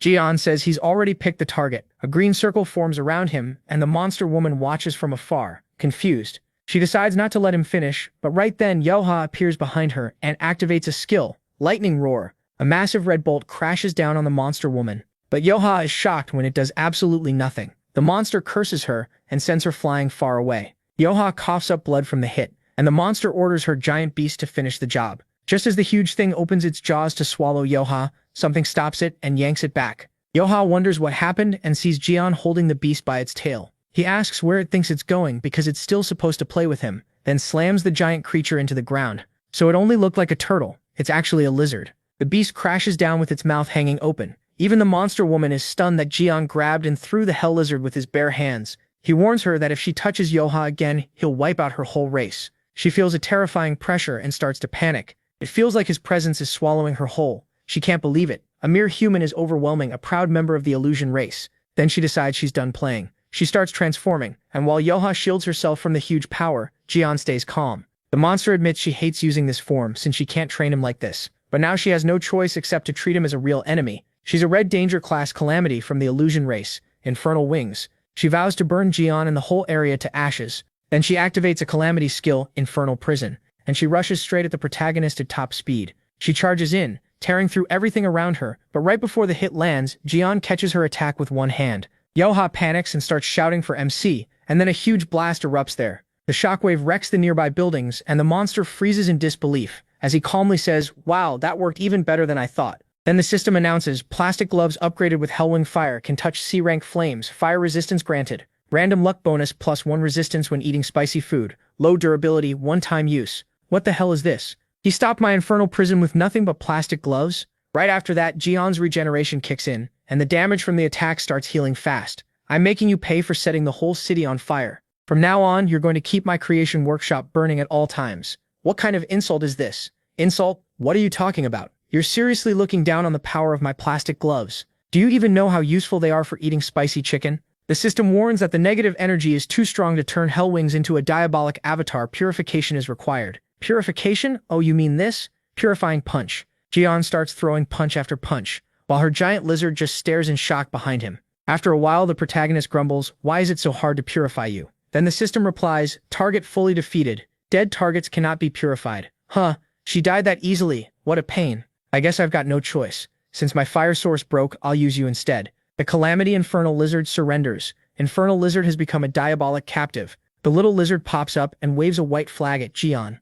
Alright then, what should your name be? Option 1, Torch. Option 2, Gas Tank. Option 3, Lantern. Option 4, Charcoal. And Option 5, Lala Lizard. The poor thing just stands there, totally stunned. Every name is worse than the last. What kind of terrible naming sense is this? Then the system announces that it chose the name Torch. Uncle MC, is everything okay over there? Yuhak checks on him, and MC asks if they're alright too. They say they're fine, but Yuha adds that there's something she wants to ask him. That makes him remember what she said earlier, that she would properly ask for his hand after they dealt with these calamities. Jian is stunned. Wait, she wants to ask for my hand? Before he can finish that thought, she cuts in and asks, "Uncle, you didn't really sacrifice yourself in the Devil's Tower, did you?" The protagonist blinks. Huh? What do you mean? Yufa says she's always wondered about it. Everyone called it a sacrifice for humanity, but something about the Red Eyes incident never made sense. When humanity was almost wiped out, how could Jian, the strongest saint, be the one who fell? There was no proof and no way to investigate, so she had to keep those doubts to herself.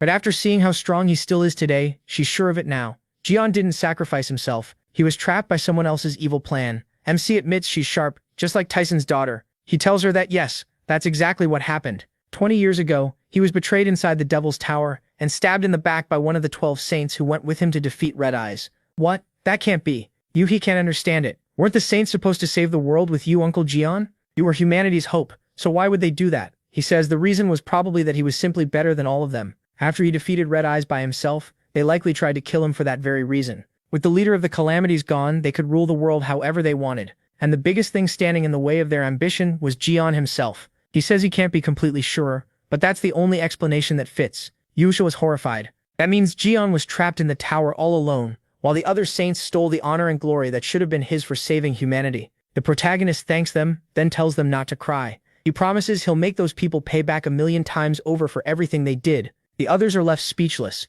until Jian suddenly says, "Alright, let's see." He checks the news on his phone and finds a headline. Saint Sophie, Marty makes sudden visit to Korea. Press conference today at 7 p.m. That's the last thing on my schedule today. The scene shifts to the conference venue, where the saint is already there in a very fancy hall. Reporters crowd around, taking pictures and recording, all waiting to hear what she has to say, while two people whisper nearby. One wonders what could be important enough for her to call this press conference. The other guesses it's probably about the strange message that appeared on her necklace in drachma. Or maybe it has something to do with the recent rumors that Jian survived. Either way, they're sure she's about to reveal something huge. Sophie tries to keep up a graceful pose, but inside, she's panicking. Oh god, I'm dead. Should I just forget this press conference and run? But with that relic hanging around her neck, she has no idea what it might do to her. It could even be a bomb.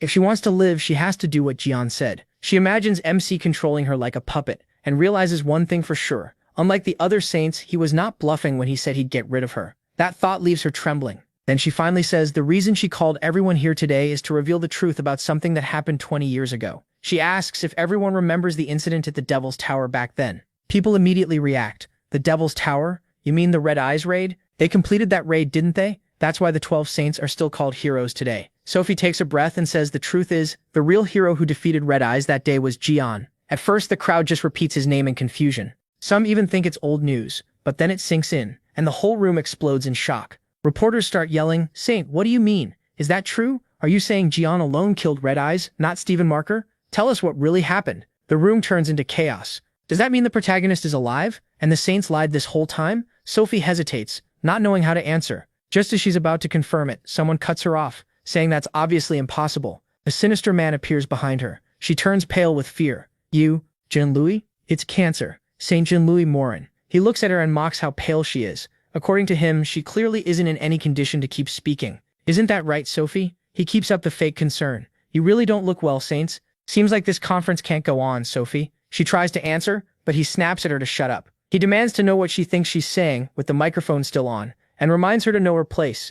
All she had to do, he says, was keep pretending to be a saint like she always had. So what exactly is she complaining about enough to pull something like this? If she doesn't want everyone to see him rip her mouth apart, she'd better stay quiet. Then he switches off her microphone and turns to the press. He apologizes to the reporters and claims that Sophie is being blackmailed into giving false testimony. Still, he says not to worry. He'll keep her safe. After apologizing again to the media, he announces that the conference is over. The reporters protest at once. "Over? What about Jian?" At that moment, dark power starts pouring out of him toward the crowd as he says MC died in the demonic tower 20 years ago. What else do you need to know? He argues that if Jian had really come back, he would have shown himself by now. So why hasn't he appeared? But the reporters push back. If Sophie is being blackmailed, why is the blackmailer using his name? If the conference ends like this, suspicion toward the saints will only grow. So they demand that he explain himself. That only makes him angrier. "Damn insects. Learn your place." He starts gathering power in his hand when a voice from behind suddenly says, "Look at that face of yours. Are you really trying to wipe out all the reporters?" The second he hears that, Jian's foot comes flying straight at his face. As a reminder, the last chapter ended with that creepy guy showing up to meet the saint. And just when he tries to get rid of all the reporters, our guy comes in with a flying kick that lands clean, sending him flying across the room while everyone watches in shock. Sophie stares and cries out, "Oh my god, he's here." The man can barely process it. What the hell was that? Jian smirks. "It's been a while, hasn't it, you rotten crab? Your face is still as wrinkled as ever. Here's a little gift for you." Then he slams something right into him. The man stares. That's a tail?" The scene briefly cuts to Torch, Jian's new little mascot, now missing part of his tail. Then it jumps back to the protagonist, holding the poor lizard's tail as he says, "Hey rotten crab, who do you think you are, shutting down this conference?" People in the crowd start whispering, "Wait, isn't that the infernal lizard's tail?" But then the man appears behind MC and says the same thing himself. "Isn't that the infernal lizard's tail? I heard someone defeated it right after it appeared, so that was you." Jian clicks his tongue. "You've got to be kidding, just a clone?" He's surprised he figured out his division skill at a glance. Then he asks, "Who the hell are you?" He answers like it's obvious. "Me? Who do you think I am? My name is him." The whole room goes silent in shock when he says it. Everyone stares at him, and then one person suddenly laughs. That breaks the tension, and soon the whole crowd is laughing. He says he's Jian. What a joke. Another reporter mocks him, saying he's way too handsome to be the protagonist. So now they're all making fun of our guy. "Looks like you've got some skill, but you're also completely delusional. If you wanted to show off, you should have picked a better target." But Jian doesn't even let him finish. He swings the tail down hard and smashes the guy, sending him rolling across the floor while MC starts spinning the infernal lizard's tail in his hand. "Seriously, do all of you need a beating to get it? What are you all staring at? Come at me." He lunges at the reporters and they run for their lives, screaming for someone to get him out of there. Sophie thinks this is her chance to escape. But right then Jian appears behind her, and she freezes up. "Oh no, where do you think you're going, pest? You're going to finish your little speech. Tell them how you all escaped from Red Eye 20 years ago, and how you lived like kings after leaving me there to die. Go on, say it all." The guy snaps back, calling him a bastard. But before he can go on, the whole place starts shaking and the system warns them. A threatening energy from the darkest star is getting close. Black power starts covering the entire area, and Jian begins to break apart. Everyone stares in shock, not knowing what's happening. "My god, impossible. What have I done?" "It's not you, idiot. It's this whole mess. I can feel divine energy from a god." Then a huge dark figure appears behind Jane. It glares at Jian and says, "So you really are the real one. Good. I don't know how you survived the Devil's Tower, but now that you're back, it's time for your welcome party." As he says that, he releases a crushing power straight at Jian. Then the scene cuts to Hugo's house. He's making food and sighing in relief. Glad Sungjai, he and Yuha are finally gone so he can eat in peace. He turns on the TV hoping to find something good to watch. But then the reporter says she's live at Sophie Marquise's press conference, where everything has fallen into chaos. A man claiming to be Ligum has barged in, and he's now in a fierce fight with the Sagittarius Saint. She even says he looks way too excited about it, while Jian keeps throwing hands. Hugo goes pale and blurts out, "Of course, what the hell is that idiot doing now?" Then we jump back to the fight. The Cancer Saint gathers black energy in his hands and fires off a huge attack, sending the crowd into a panic as they run. Jian dodges with ease and says, "Your attacks are weak. That's never going to work. Got you." The Saint spreads his attack wide, trying to trap the protagonist, but just before it lands, he's shocked to see Jian block the whole thing with his dagger. Not only that, he's upside down, holding himself with one hand. The crowd is so stunned they start clapping for MC. The guy keeps firing more dark attacks, but Jian slips past every one of them and lands right in front of him. "Alright, my turn." He rushes in at top speed while the other guy gathers power again and mocks him. "What, did you spend 20 years practicing flips?" Then he launches another dark blast at him, but he dodges again and laughs. "That's all you've got?" Then he slices the Cancer Saint in two. But something catches Jian off guard again, because the guy turns to ash one more time. "Damn it, so you spent all these years training this trick. What, are you trying to be Naruto now?" The Saint smirks and says he'll take that as a compliment, while Sophie braces herself. Then he creates a dark tornado, draining the life force of everyone there. Jian curses him, asking how he plans to cover up a disaster like this. The Saint says he'll deal with the consequences when they come. For now, he's decided to kill Jian by using the whole crowd against him. "I see. So you were the one who stabbed me in the Devil's Tower." The other man laughs and asks if the protagonist is really that obsessed with finding the culprit. He says it's funny that the hero who saved the world is hung up on such petty grudges. People might think he's just a thug instead of a saint. Jian fires back that all he does is talk trash, especially for a scared little coward hiding behind clones. The man laughs and says they're not just clones, he made them with the life force of the reporters here. If Jian destroys even one of them, that life force will vanish, and there's no promise the reporters will survive. MC says those filthy tricks suit him perfectly. The Saint asks if those are his last words, and then says he'll see him on the other side. He sends all his clones rushing at Jian, but in the same instant, they panic. "A tail? How did that get here?" "So that's one of the skills you got, huh, Drachma?" Jian is already behind him and charges in fast, shouting, "Try this." He lands a direct hit on the Cancer Saint while the system explains, "Take this for me. You can summon a target of your choice to act as a shield for the Ophiuchus vessel. You can only summon something you touched recently. Up to 3 targets can be set, and they'll be moved based on the last one touched." What is this?" The protagonist hits him again, and the man wonders how Jian knew he was the real one. 13th sense. You can detect your enemy's weak points. MC reminds him once more that his tricks are cheap and dirty. "I'd be an idiot not to notice, bullseye." At that moment, Jian rips a crystal out of the Cancer Saint's body, and the man gasps, "Not even the Gemini constellation could find my core, so how did you?" Then Ophiuchus's avatar appears, swallowing the crystal. A flood of system messages follows, saying it's a fragment of Cancer's core, containing 33% of a saint's soul, and another 20%. A huge crack has opened in Cancer's power. The god of Cancer is deeply shaken, and Jian can now absorb the constellation's energy. The black star power around them disappears. Sophie has no idea what just happened, but all that dark power is suddenly gone. The reporters are left asking what happened and who won the fight, while the Cancer Saint, as his real body falls apart, asks what the hell happened to Jian in that tower. He says he can feel the power of a god coming from him. He tells him that even after getting beaten down, he still won't stop talking. He says he'll make very good use of the core he ripped out of him. But the Saint warns that, for now, he still has a few more tricks left, and can still cause Jian some trouble. Then he completely disappears, and the protagonist wonders what he meant by tricks left. Still, with that guy's personality, there's no way he'd go quietly. Then MC notices it's ISO calling, and the moment he answers, Hugo starts yelling at him. "You idiot. What the hell do you think you're doing? No time to explain. Get out of there right now, you maniac. I'm watching the news. You just took down one of the Saints. What were you thinking? A bunch of missiles are about to hit your location." "What?" Then the scene shifts to space, where a satellite has several missiles aimed at Earth and starts locking onto the target. Jian can only stare. "Missiles?" And they all start falling at incredible speed toward Earth, and we learn that the Mormoth missile is a catastrophe-class weapon created by Capricorn and Gemini after Ligum vanished, in case a disaster humanity couldn't defeat ever appeared on Earth. This final card of mankind can wipe out everything around the calamity with an orbital strike. What? I can't believe they made something like that. Then Jian realizes the genius of it. They set the missiles to launch automatically if that man's biometric signals disappeared. He remembers the warning that the guy still had one last card to use against him. So that high-ranking clone I just beat was basically his real body. "Jian, this isn't the time to stand there thinking, get out of there now. But running won't solve anything. Those missiles could easily blow up cities like this one." "You're right, but what are you gonna do?" He grins and says he has a plan. Then he looks at Sophie, and she immediately goes pale as he adds that they're not totally out of options.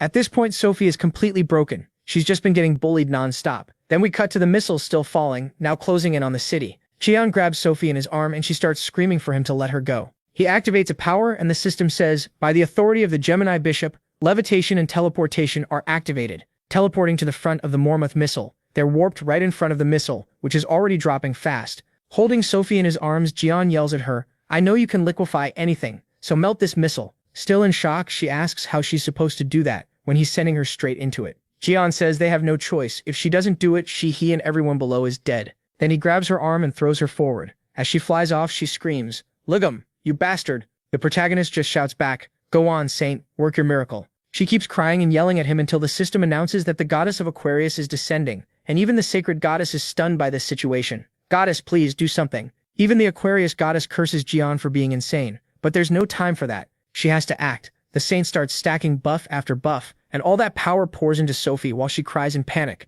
until a tear falls and the saint triggers the skill. Tears of the goddess, then a huge wave rushes straight at the missile, slamming into it as the water pushes with everything it has to stop it. After a while, the missile finally starts breaking apart completely. Sophie gasps, saying she really did it, but then she realizes Jian isn't holding her anymore and drops toward the ground. MC just watches and tells her goodbye. She'll be fine with all those buffs. Then a massive blast of water wipes out the rest of the missiles. She did great, but things could still get really bad if all those fragments hit the ground. Below, everyone panics. The missile broke, but now the pieces are falling. Jian pauses and remembers this weapon was made by Gemini. If that's the case, he says, then it's time to send a little greeting to that purple witch. He calls out to Tyson, asking if he can hear him. Tyson answers and asks if he found a way to stop the missile. Jian says there's no time to explain. This is an emergency. He just needs Tyson's absolute coordinate skill. Sagittarius's absolute coordinate can teleport a chosen target exactly where the user wants. It works especially well with weapons that need perfect aim. Tyson is shocked that the protagonist sounds this desperate and wonders how bad things really are. Still, he quickly works his magic circle and says he's sending it over right now. MC thanks his slave number 1. A message pops up on his phone. Sagittarius has granted absolute coordinate. Remaining uses 238. Jian says that should be enough, then starts building up purple energy as the system fires off notice after notice, saying that by the authority of Sagittarius's saint, absolute coordinate has been activated. He starts teleporting all the missile fragments to another location. We're about to find out where. Now Jian says it's time to send that witch a present. People stare in shock, asking what that is. The missile fragments are rising back up, and everyone realizes they've been saved. Someone shouts that it has to be him. They can't believe he made the whole missile disappear. But then someone contacts him by telepathy, saying this is the Yin-Yang Palace in the domain of the Gemini Saint. Bishop Choi is told to come quickly. Jian recognizes the voice at once. Jian answers and asks what the problem is. The voice explodes at him, demanding to know what he just did with his authority. The marmot fragments are falling into the Yin-Yang Palace. We finally see where Jian sent all the missile pieces, straight to the Gemini Saint's temple. Then the scene shifts to the Blue House. Inside the president's office, they're stunned. The protagonist showed up. Not only did he wreck Saint Sophie Marty's press conference, but he also beat Cancer's Saint and stopped the marmot missile aimed at Korea. None of it makes sense. And right at that moment, Jian smashes through the ceiling and drops in front of them, carrying Choi in one hand and Hugo in the other. Everyone is completely thrown off. MC asks what these rats were whispering about. Are they hiding something? The room freezes in shock while he says that since he's already here, he'll settle this issue too. He came to collect his money. He heard they still have access to the account holding the money from selling all his belongings. He remembered it on the way home, and everyone starts wondering if this really is Jian. If it is, they're in serious trouble. He tells them to shut up. He already tried to access the account using ISO's authority, but it didn't work, even though he clearly remembers appointing Hugo as his proxy. So something about this is obviously wrong. They awkwardly explain that the Korean government had trouble trusting Hugo, so Jian immediately cuts in, asking what they just said. Their excuse is that Hugo is a foreigner. After the protagonist disappeared, they say they couldn't trust a saint from another country, while Korea had no saint of its own. And because of several incidents, Sagittarius's faction grew weaker. So in the end, they handed responsibility to someone they considered more trustworthy than Hugo, who stands there furious as he listens. Jian then tells Hugo to cheer up. Hugo, nearly in tears, calls him the worst. MC shrugs and says that before he starts breaking things, they should give all his money back. The people there wonder what's going to happen to them, but then someone suddenly yells for everyone to shut up. That voice makes them all stop. A sandal flies right into the room and Jian says she finally showed up. She declares that they've already taken over the account, so he can get lost. Then she steps in with full confidence. It's the Gemini Saint, Rarequine. She says she'll need every bit of his fortune to rebuild the palace he just destroyed. She accuses Jian of sending the marmot fragments to her palace, saying it's now completely wrecked. Does he have any idea how much damage he caused? She keeps shouting at him in fury, and Jian casually asks who she even is. That only makes her even angrier. She snaps that he should be quiet because she's going to get rid of him now, then forms a magic circle above herself. The system announces that Gemini's magic power is rising. People panic saying it's Gemini and they need to run. She links herself to a powerful spirit. Gemini's strongest move, summoning a spirit from another world through a spiritual call. A spirit begins to appear and takes in that transcendent power. While below, Raikeen keeps shouting, telling Jian he's finished now. The spirit queen Lily Queen answers the summon, and piece by piece, her full body emerges, transforming into a fairy-like form as everyone watches in amazement. Jian, though, stays calm. Raikeen proudly declares that this is Lily Queen, a spirit almost on the level of a sacred god. She asks if the protagonist really thinks he can fight that. Instead, MC suddenly appears right in front of her and grabs her, then throws her away, telling her to get lost. She goes flying out through the hole he made, the same way he entered. Even from above, they can still see her flying, while everyone screams in shock about what he just did to the saint. Her summon immediately starts being pulled back into the circle. Gemini's magic power begins to scatter, and Lily Queen tries to return home. But just as she's about to vanish, Jian grabs her by the head, making her freeze and asks where she thinks she's going. Then he drags her back out of the summoning circle. The system announces that he has successfully captured the spirit queen, Lily Queen. Jian mocks her, asking if he looks stupid. How dare she try to run? Terrified, she begs him over and over to forgive her. The scene jumps to him leaving that place completely wrecked, saying he got his money back, so now it's time to go eat something good. Then he notices all the documents and says something feels off. Why didn't the real Heiji come herself? She's the kind of person who'd drop a meteor in the middle of the city if she got mad. Jian says he's been wondering about that. After all the chaos at the Yin-Yang Palace, she still never showed up. That can only mean one thing. The situation is confusing, but the protagonist's sure of it. Something is keeping her away. As they keep talking, he finally says there's no way that hothead is controlling her temper on purpose.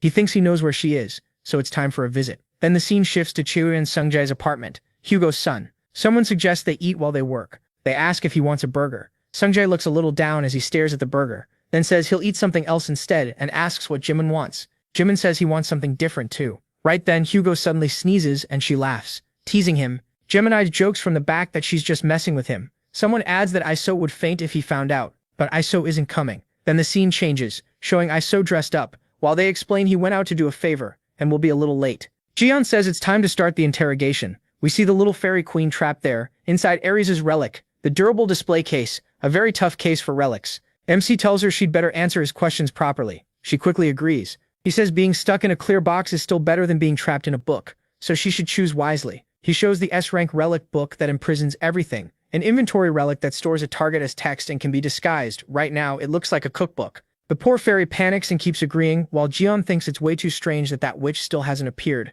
That means it's not that she chose not to come, she can't come. So she must be trapped somewhere, and that place is Cheon Sungjae's house. The fairy hurriedly says he got it exactly right. Jian tells her he'll give her one chance. Where exactly is she? He presses her again, asking if she wants to say it herself or if he should say it for her. Finally, she says the woman is over there, pointing at a statue. Jian smiles. That's the same angel statue that was broken before. He knew it. Something about it smelled bad from the start. He remembers hearing that she kissed it or something like that, and figures that was the witch's coordinate marking magic. He recalls Gemini saying they weren't his. The saint personally kissed them to bless them. That connects with the 13th sense. Jian stares at the statue with a dark look, and the system announces that the 13th sense is activating, letting him interfere with the spirit world. Then the statue suddenly starts screaming at him. Angry, she snaps, "Hey Lily Queen, why did you tell him everything?" That spirit is Heiji, the saint of Gemini. She drifts out of the statue like a crying ghost. It's Heiji in her spirit form. Damn it, of all people, I had to get caught by him. She can't believe things ended up like this.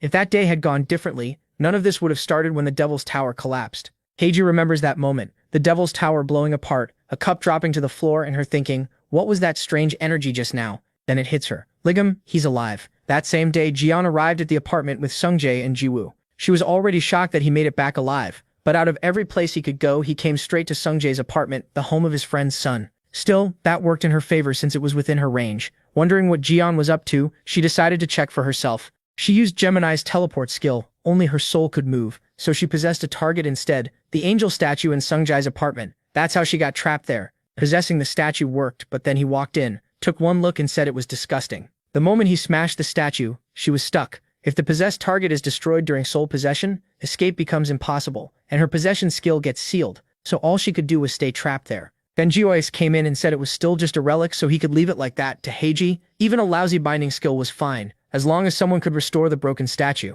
Then Piggy pulled out a little jar of glue. Back in the present, she says Sungjae has to face Ligam, but he refuses. He doesn't want to fight his uncle. She can't understand it. Ligam and their cult have always been enemies. As a Gemini Templar, Sungjae is supposed to stand against him, so he makes his choice, he'll leave the cult instead. That answer stuns her. Sungjae says he may be part of Gemini, but Uncle Ligum is his hero. If being in the cult means becoming Ligum's enemy, he wants no part of it. He rips off his badge and throws it down. Heiji stares in shock as the insignia falls. The instant it hits, the whole place starts shaking. Heiji panics. It's divine punishment from a sacred god. Sungjae's fate starts turning toward Ophiuchus, and the sacred goddess of Gemini unleashes her wrath. Her magic crashes down on Cheon Sungjae. At once, ketchup starts pouring over his body, and he has no idea what's happening. Everyone starts yelling his name, trying to figure it out. Then he loses consciousness and drops. Heiji begs him to ask for forgiveness right away. As a candidate to inherit her place, the goddess might spare him if he attacks Jeon. She warns that the protagonist is cruel and can't be trusted. Sungjae shuts that down fast. He fires back that they abandon people without a second thought whenever it helps them. So hearing them call Jeon heartless makes him mad. He remembers the supermarket when MC told them to teleport away and leave everyone else behind to suffer there. Maybe they act like that, but he also remembers Jeon beating a monster to save a little kid, and the time he rescued Sungjae and Yoha from a monster attack.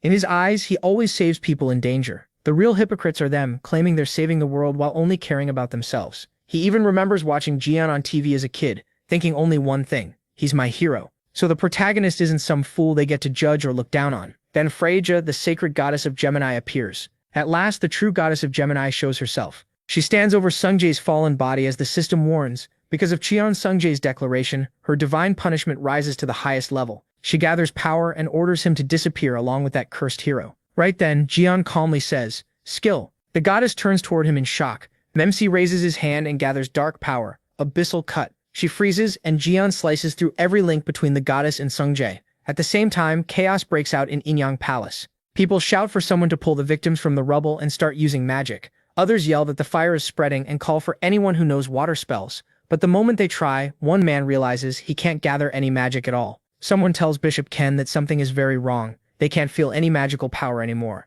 Ken orders them to contact the nearby Templars and find out what's happening. Everyone is left stunned because no one can use magic. Then the scene shifts to Gemini Templars fighting calamities. They're running in panic because Gemini's power has completely vanished. Back with Jeon, the result of his skill is clear. The sacred goddess of Gemini's magic is gone. He tells Sungjae he should be okay now, and admits he almost put him in danger. Then he thanks him for trusting his uncle to the very end. Sungjae just stares for a moment, then smiles through tears, totally moved. But from the background, someone suddenly screams, "Ligu, you bastard! What did you do to me?" When they look over, it's Saint Riti. She's freaking out because she lost the goddess's magic. The story jumps back to when Jeon used Abyssal Cut with the Gemini system active. The system explains that he weakened the bond between Riti, the saint of Gemini, and the sacred goddess of Gemini, Freya. Sacred gods use huge amounts of power and take major risks when they act directly in the human world. That's why they usually pass their power to successors. The saints share that power with their Templars. In simple terms, the sacred god is the power plant, the saints are the substations, and the Templars are everything connected to them. So if the link to the source gets cut, every other part stops working too. That means the instant loss of power can only mean one thing: the connection was severed. Jeon grins and mocks her. "So how does it feel to be a powerless nobody now, you purple witch?" This is the kind of trick that Cursed Crab loves using. Weakening connections with Abyssal Cut. Abyssal Cut is an SS rank sovereign skill of Cancer. It can cut anything the user wants. And when Jeon mixed it with his own skill, something new happened. Riti can only stare at the protagonist in shock as he says he can now cut even the contract between her and that filthy goddess. This forbidden act can sever anything: memories, bonds, loyalty, and more. The more he masters it, the more abilities he gains. Riti can't believe it. There's no way a sacred goddess should allow this. She warns that now he'll face the fury of a real goddess.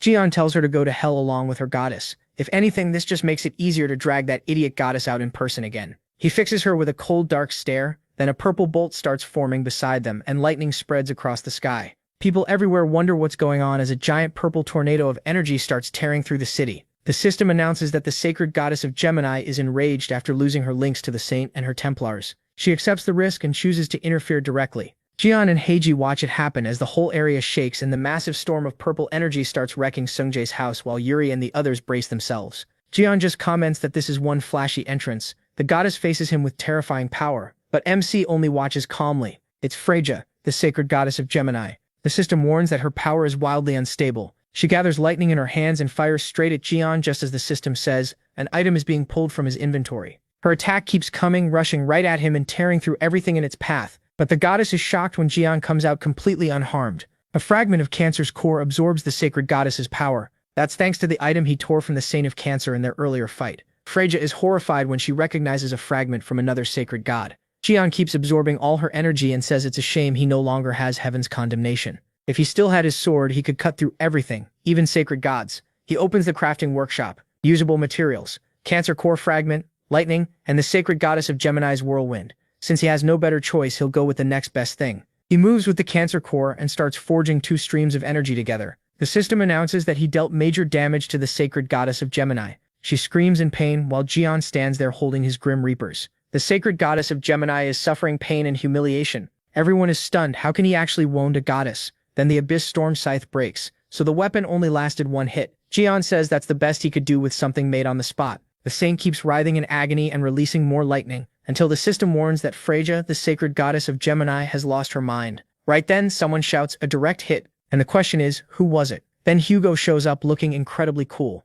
Seeing that, Sungjae and Yuka panic and call out, "Dad!" The god of Sagittarius appears behind Hugo. He orders Freya to stop this invasion right now. That instantly shocks her. Then he adds that anything more would break the rules. He tells Freya to back off at once. Sacred gods aren't allowed to interfere in this world with their real bodies. Right after that, golden chains begin to appear. The system announces that other sacred gods, angry about this rule being broken, are activating restraints. Freya is clearly shaken when all that power comes at her. More system messages pop up saying, to interfere any further on Earth, she would have to pay faith, experience, and attributes. If she keeps going, she could reach maximum hostility with the other sacred gods. Everyone can only watch it happen. Hugo clicks his tongue and says that's a shame. Then chains of other colors appear too. They start sealing Freya's body, and Hugo points out that the other sacred gods don't want this either. He asks if she really plans to push her luck even further. Suddenly, Fraser starts letting out ear-piercing screams. Meanwhile, the Sagittarius saint stays standing. The whole place starts to fall apart, and Sungjae and the others cover their ears. Grinding her teeth, the sacred goddess of Gemini swears she won't forget this day. She angrily points at Hugo and Jian. The protagonist can tell she's seriously mad. Then he straight up flips her off, which only makes her even angrier. But her body starts breaking apart into energy, and the system announces he completely crushed the pride of the sacred goddess of Gemini and gained a reputation among the countless beings watching the world. He also gets a huge amount of experience from the Throne of the Gods and levels up to Beginner God Throne level 9. Once his God Throne reaches level 10, he'll face a special test. After that, the god of Sagittarius begins to fade. Hugo gives him a thumbs up while the system continues. His disposition has built up, and a special mission has been activated. Awaken the core of Ophiuchus, rank SS. When it's all over, everyone drops to the ground, worn out. Jion walks over to Hugo and laughs, saying he came just in time. Still, MC admits he's furious about what Freya did to Sungjae. He says he can't believe putting an arrow through her head wasn't enough.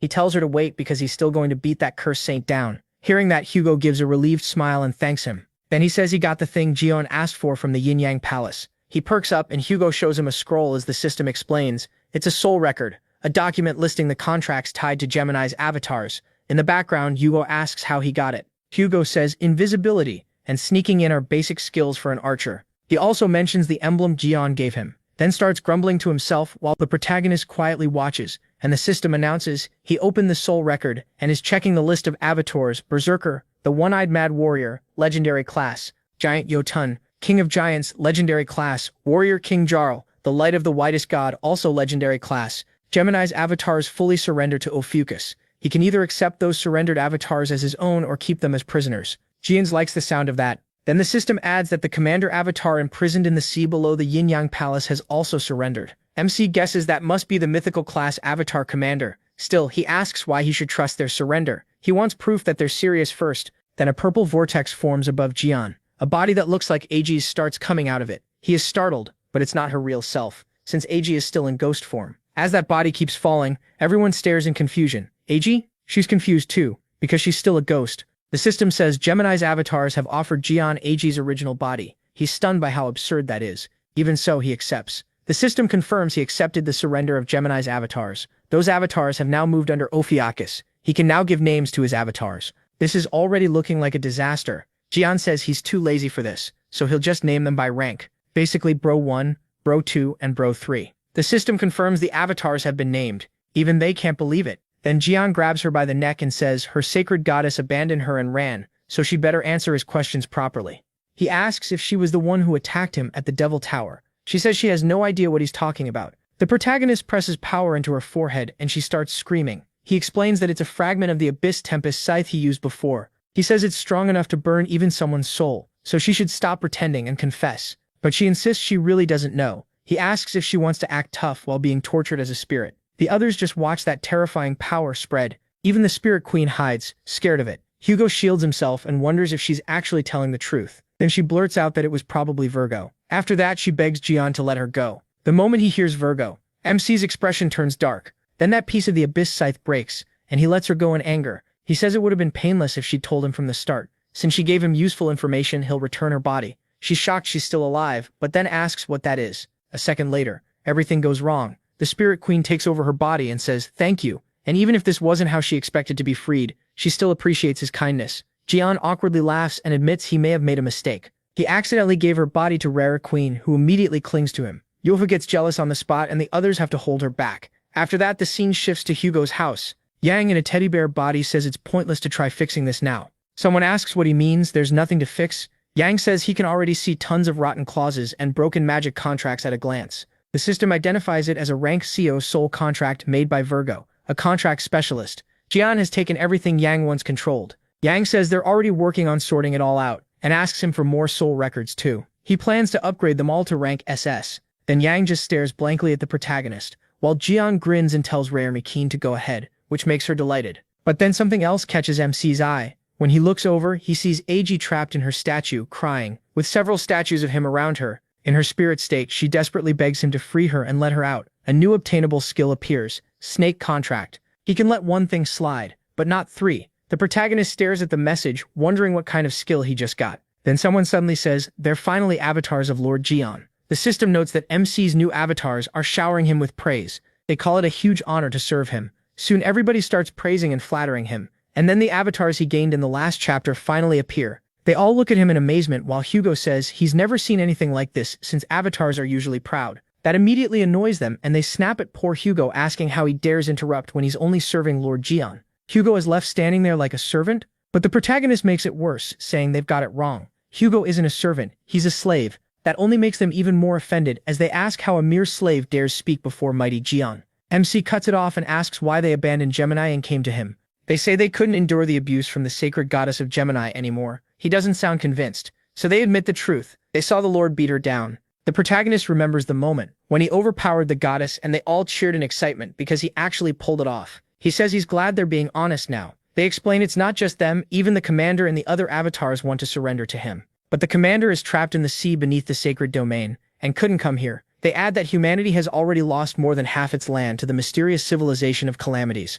At first glance, saints and calamities might seem evenly matched, but the truth is much worse. They can't even begin to reclaim the territory they've lost. Jian thinks it over and says if it's in the sea near the Yin-Yang Palace, then it must be somewhere in that ocean beyond it. That would put it close to the mysterious civilization's territory, so he decides he'd better pay a visit and see how things stand now. The avatars bow and say that since they've submitted to Jian, they swear their loyalty and their lives to him. MC accepts and says he's looking forward to this. Yuka comments that this is just like Uncle Him, even high-class avatars are scared of him, and that's both cool and terrifying. Then she casually says she's glad she asked for his hand. The instant she says that, Jian and Hugo both freeze. Hugo turns to him with a very dark look. He asks what that was supposed to mean. The protagonist can only go, "What do you mean?" Then comes a quick reminder. If you're enjoying the video, drop a like and leave a comment to help support it. Subscribe to this YouTube channel and turn on notifications, then let's get back to the story. So remember, the last video ended right when our protagonist was talking with his three new subordinates, while in the background Sungjae and Yudo were just watching Jian.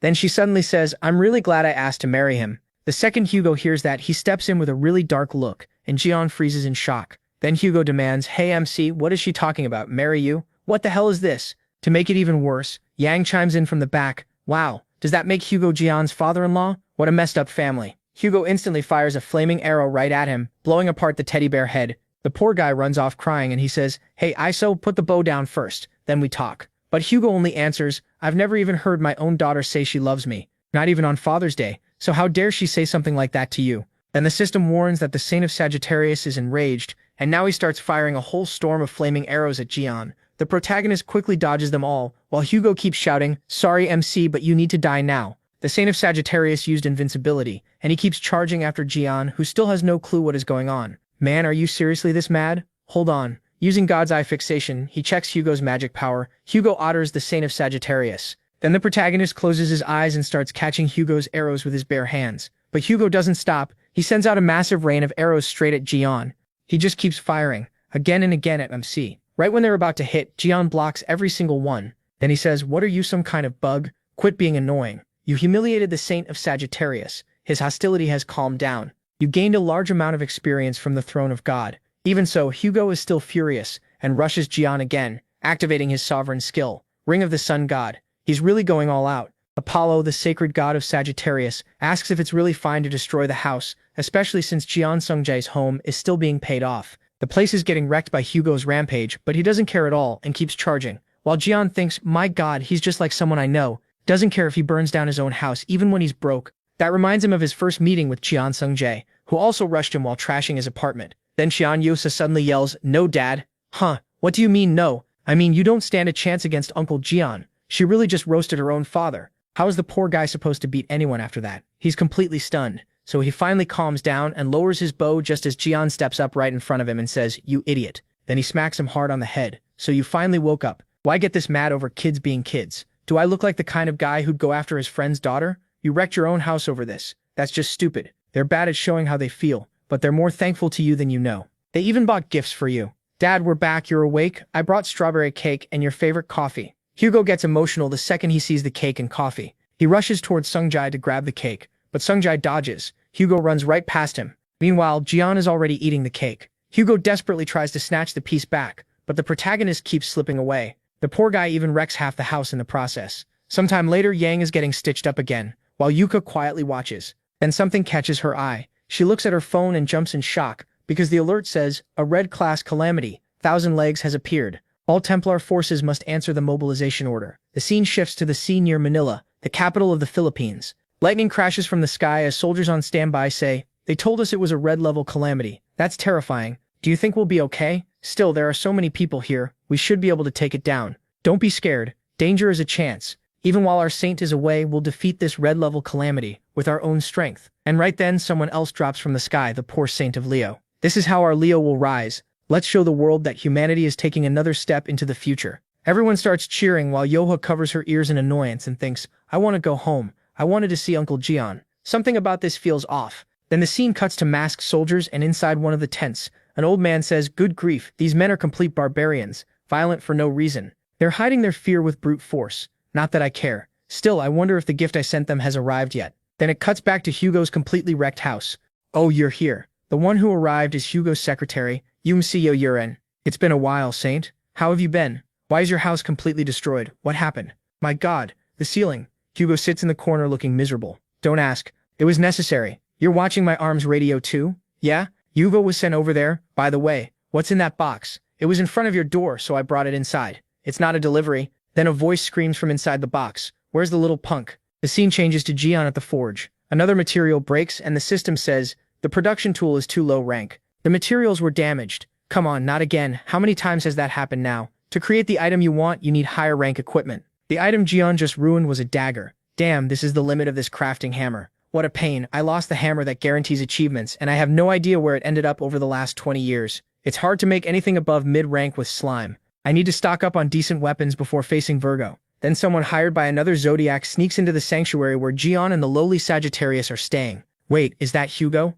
Hugo Otters? It's been a while, Hugo. I'm Seven Village. It's coming from a goat head speaker. What the hell is this? You've got awful hobbies, old goat. This feels like something Yang would do. Yang looks confused. Why am I getting dragged into this? Then Jian walks up with a small hammer and says, I heard someone snuck into the sanctuary, but it's just this old goat. It's been a long time, MC. I'm relieved you're safe. The woman nearby looks confused. Him? I'm Seven Village Vladimir of Capricorn. Remember me? Oh, Sebastian, I said Seven Village. Then we get the explanation. Seven Village Vladimir is the saint of Capricorn. Like the protagonist, he specializes in crafting, and after the protagonist vanished, almost every famous weapon in the world passed through his hands. He's the mustached old man from the previous chapter, and we're shown the many weapons and armors he's made lately. The last one is that goat head speaker. Anyway, I'm glad you're doing well. The reason I came to find you like this is, but Jian grabs the goat head and says, because you want to apologize for what happened before? He tosses the goat head up, then smashes it to pieces. Jian, can we really just ignore what he said? MC shrugs it off. He's always talking nonsense anyway. What kind of idiot says he came to help with ingredients? I mean, cooperate. We should just go watch the raid coverage. His personality really hasn't changed. What an annoying saint. It's time for you to show up. Oh? Well then, maybe I should take a look at this Thousand Legs raid. Then he's officially introduced as the Saint of Sagittarius, Sergeyevich Vladimir Ivan, Vladimir Ian. Powerful agents have gathered too. including the people from the House of Leo with Ilhan Prabha still holding her spear. Vice Saint Yoha and Captain Oliver are the beasts of Leo in charge of this battlefield. The experts in transformation magic and the naval war tacticians of Pisces are here as well. Taurus, the iron wall defending the front lines, is also in position, and Aquarius, the battlefield saint who can knock back a bomb with holy power, is here too. On top of that, Capricorn, who handles making and boosting the many weapons needed for battle, has arrived. Troops from all over were sent here for the war plan, and now the Saint of Capricorn has appeared. What the hell is that old man doing there? It looks like the Saint of Capricorn is about to do something. He raises his hands to the sky and then Gion's hammer appears. That old thief. The divine artifact of Capricorn. He summoned the hammer that guarantees achievements. Hey, wasn't that what you used in the past? Capricorn, the saint who specializes in crafting, will use that hammer to strengthen divine artifacts before the battle starts. He starts hammering away with Gion's tool, and everyone cheers. The Saint of Capricorn's reinforcement skills are famous around the world. Yeah, shut up.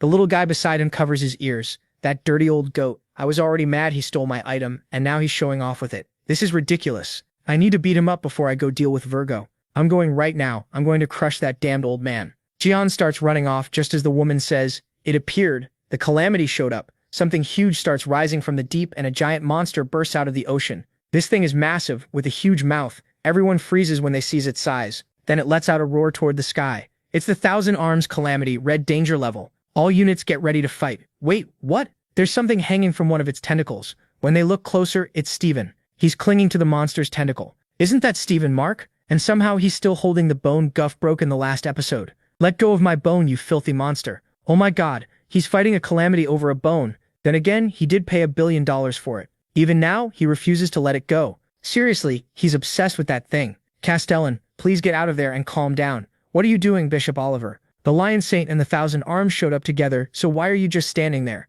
That old man is really trying to steal command from me. He wants all the credit, but I was about to give the orders anyway. Lions drink the physical enhancement potion and prepare for battle. They immediately down the potions from their vials. At the same time, Pixiu's side starts using support skills too. Underwater breathing, wave resonance, and ocean advance.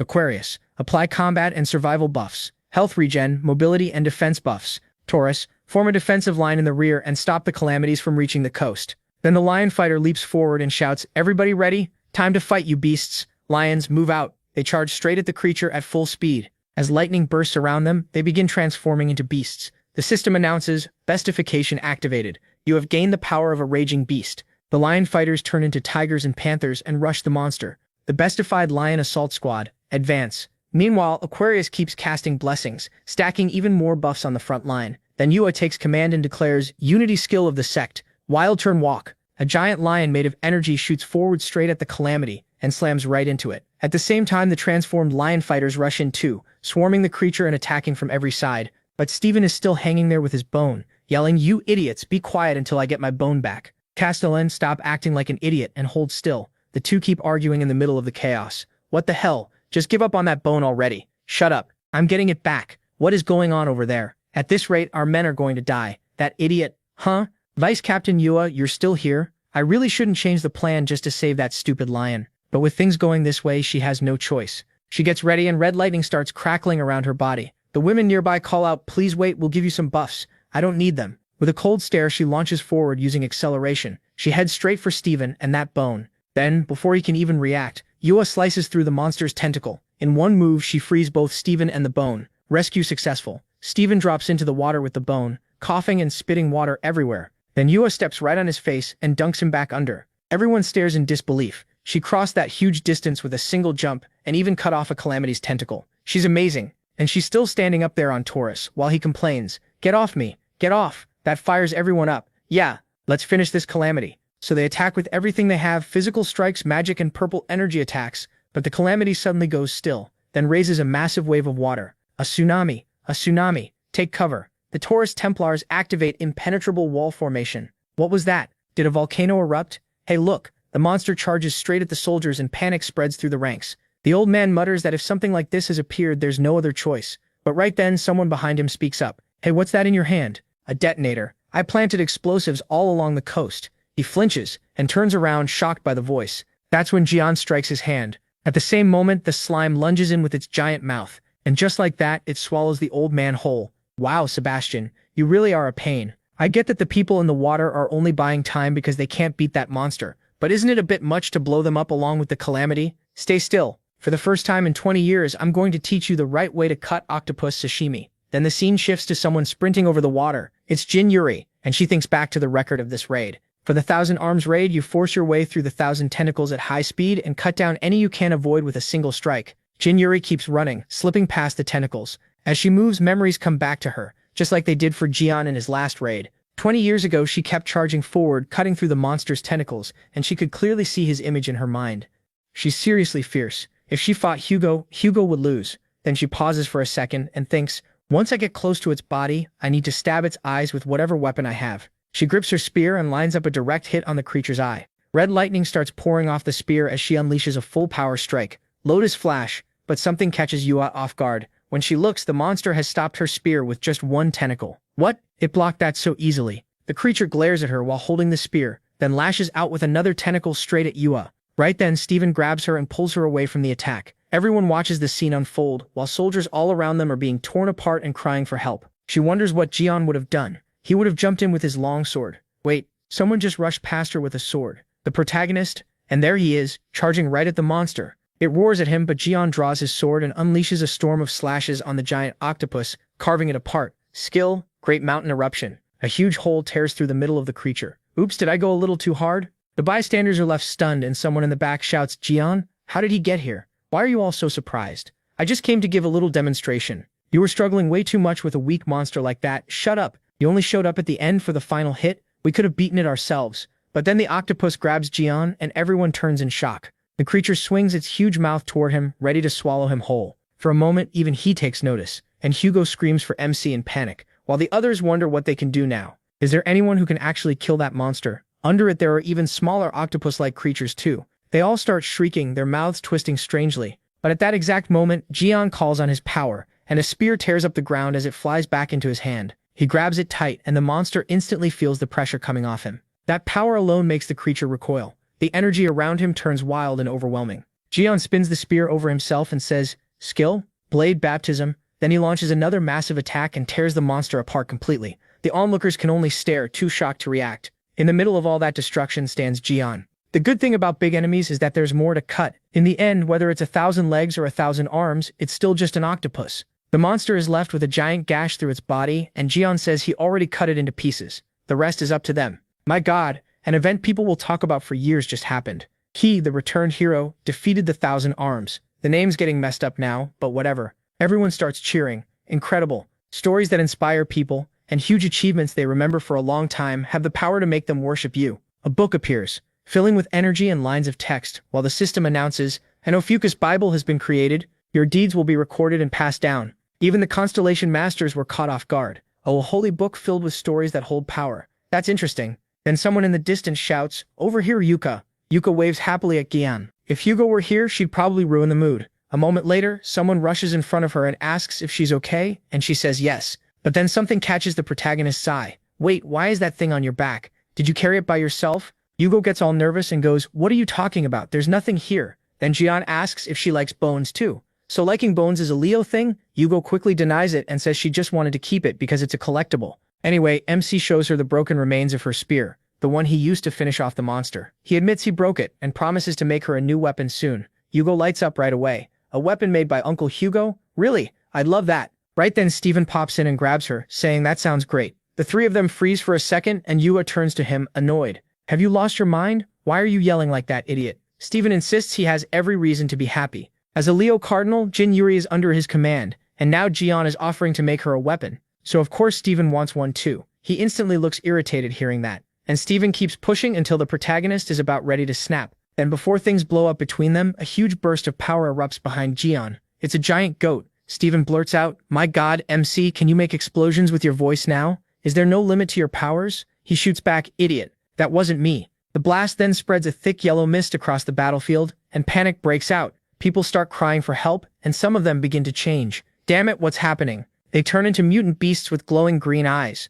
What happened to you? Someone shouts. But one of the beasts lunges forward and bites a soldier. No one understands why this is happening. The Leo forces are completely out of control. Leo's squad starts attacking Taurus's people, and everyone wants to know what that explosion was. The old goat answers like it's obvious it was the radiant flash marmot bomb he planted, though he complains the blast was weaker than he wanted. When they turn, they see that rotten old goat in robotic armor, smirking as he says the explosion was only a greeting before the main show. He says all this while holding Lime in one hand. Jian immediately demands to know what he did to Lime, while Steven, totally confused, asks what he means by marmot and if he really planted that crazy bomb where Steven's men were fighting. The old man tells him to stop right there. He says he isn't surprised that every Leo hit by the blast went insane. So this was your doing too, you old goat? Then he laughs and says, just as expected, Jian, you catch on fast. He decides to show them something even more interesting. The old man blows a whistle, and a huge sound wave rolls through the area. At that signal, the transformed Leo soldiers react at once and rush in toward Jian and the old goat. They all grab Yuhua and the protagonist, forcing them to the ground. The old man mocks Jian, asking how he suddenly showed up and handled all those calamities, because surely now he has no strength left to resist. Checkmate, MC. The monsters pin him down along with Yuhua, while Steven glares at the old man. The goat says it's satisfying to see Jian face down and that he never imagined beating him would feel this good.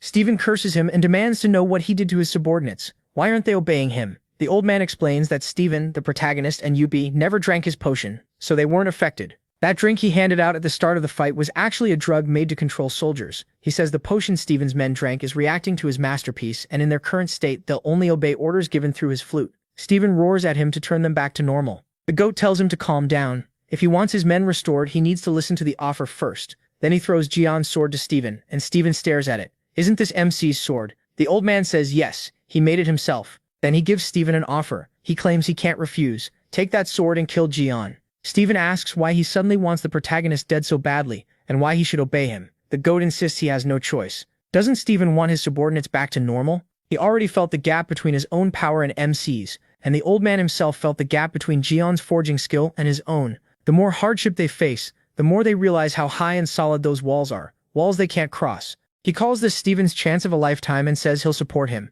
He'll forge the strongest weapon ever made just for Steven. If they join forces, they can bring Jian down together. Then it'll only be a matter of time before Steven becomes the strongest of the 12 cardinals. So he tells Steven to pick up the sword and kill him. Steven pulls the blade from the ground, and Yuppie shouts for him to stop, warning that it's obviously a trap. She reminds him that old man can't be trusted at all. Steven keeps staring at Jian. Yuppie warns that if he lays even a finger on the protagonist, she'll never forgive him. Steven walks up to MC. The strongest weapon, the old man urges him on. Finish him. But Steven turns and says, I don't need dirty tricks like yours to get rid of Jian. Unlike you, I'm not trying to take his place with cheap little schemes. He flips the old goat off and he can only watch, impressed. The old man keeps shouting, but Steven goes on, saying he's already surpassed Jian. All he needs is a weapon as strong as the protagonist's. So he tells the goat not to compare him to trash like that. Then he mocks him even harder. How is someone who couldn't surpass MC supposed to make a weapon for him? At this point, Steven is straight up tearing the old man apart with words. The goat hesitates for a moment, but then Steven charges him head-on, smashing his armor and leaving the old man stunned.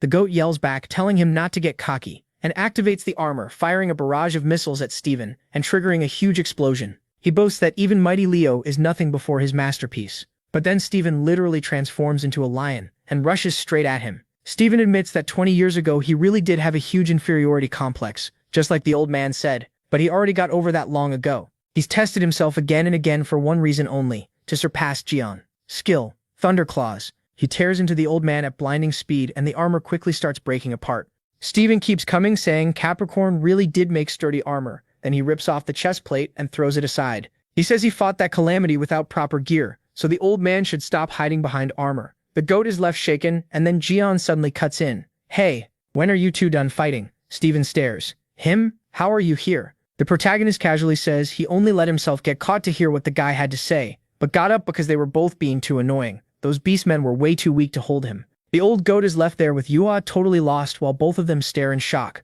How is that even possible? Jian doesn't care. He tells the goat to get lost and kicks Steven away in the process. Then the story jumps back a few moments, when the beasts were still holding MC and Steven was arguing with the old man. He was already getting bored while they kept going, and eventually he snapped. This is so damn annoying. He simply starts standing up, and the beast holding him can't even understand what's happening. With a look of total boredom, Jian says, so when are you idiots done fighting? That was the moment he appeared right beside them. Then the narrator starts explaining that 20 years ago, just before the Devil Tower, someone said with a wicked smile, the protagonist will die in the Devil Tower. Jian immediately reacts, that sounds like the prophecy Hugo received from his holy saint. But the answer comes back, that was only a prophecy of the future. This is a real plan to make it happen. The old goat smiles darkly too, and keeps talking. But MC loses patience. He cuts him off, saying he doesn't care about some stupid flashback. He wants to know who tried to kill him, not hear about the old man's past. The goat panics and gives in. He says he'll talk but wants a guarantee that he'll be kept safe. Jian grabs him on the spot and tells the old goat he still doesn't understand his situation.